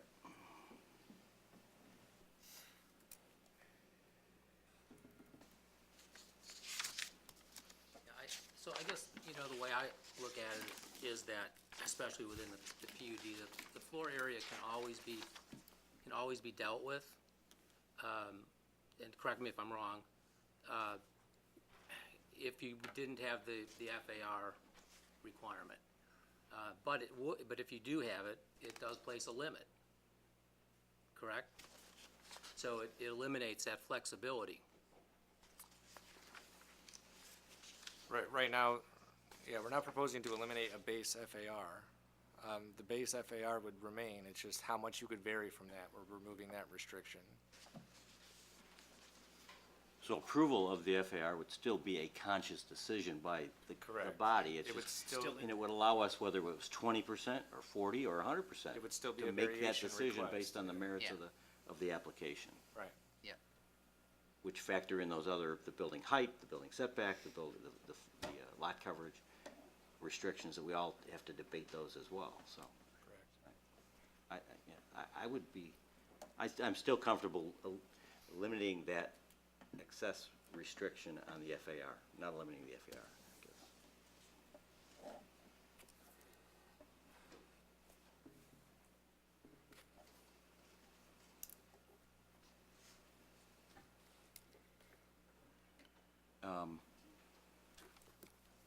we've had one commissioner indicate they'd like to reconvene and vote in 2 weeks. Is that something we want to discuss, or is that because we have one? We haven't been in a situation where we've had one.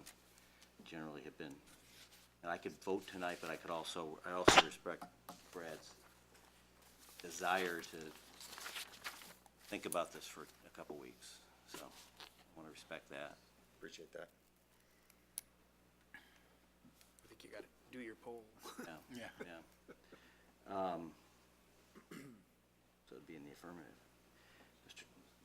So how do others, are others Yes, generally? you can entertain a motion to continue deliberation of this item on, I think the next meeting is March March 8th. 8th. Is that enough time? Sure. March 8th? To continue deliberation to that date. If that motion fails, then we should continue deliberation tonight. If it passes, then it would be. Yes, no. Go ahead, Wait a Ron. minute. Oh, I was just gonna say, before we actually vote, I feel, as John does, that I'm ready to vote tonight, but I also am perfectly willing to wait 2 weeks. I think that's perfectly reasonable. So I'm not sure which way I'm supposed to vote, and whether, so maybe we could have kind of an informal discussion, yeah. Is there anybody else who feels strongly about waiting 2 weeks? I'd just like to know, what are we gonna find out in the next 2 weeks that we don't know now? You know, what's, there's gonna be some additional documentation that's gonna be generated, some analysis? I mean, I think What's gonna happen? unless that's Nothing. directed by the commission, but I think it's an opportunity to continue to digest the testimony that was provided tonight. I think that's exactly it for me. I'm not expecting anything new. I just want to have my head around all these issues for sure. I think this is a really important vote, certainly the most important vote will have exercised on the commission here, and I'm just more comfortable making sure that I've got it all straight in my head. I can certainly respect that and wait. I don't think anybody should feel rushed. I just check the dates to see what's going on the 8th. Is everybody available on the 8th? That's what I wanted to see. Yes. I'm okay. I should be okay. Yeah, I'm fine. And with respect to Brad, I think I would like to make a motion that we continue the deliberation until the next meeting, March 8th at 7 PM. Second. Second by Moved and seconded. Kasserag.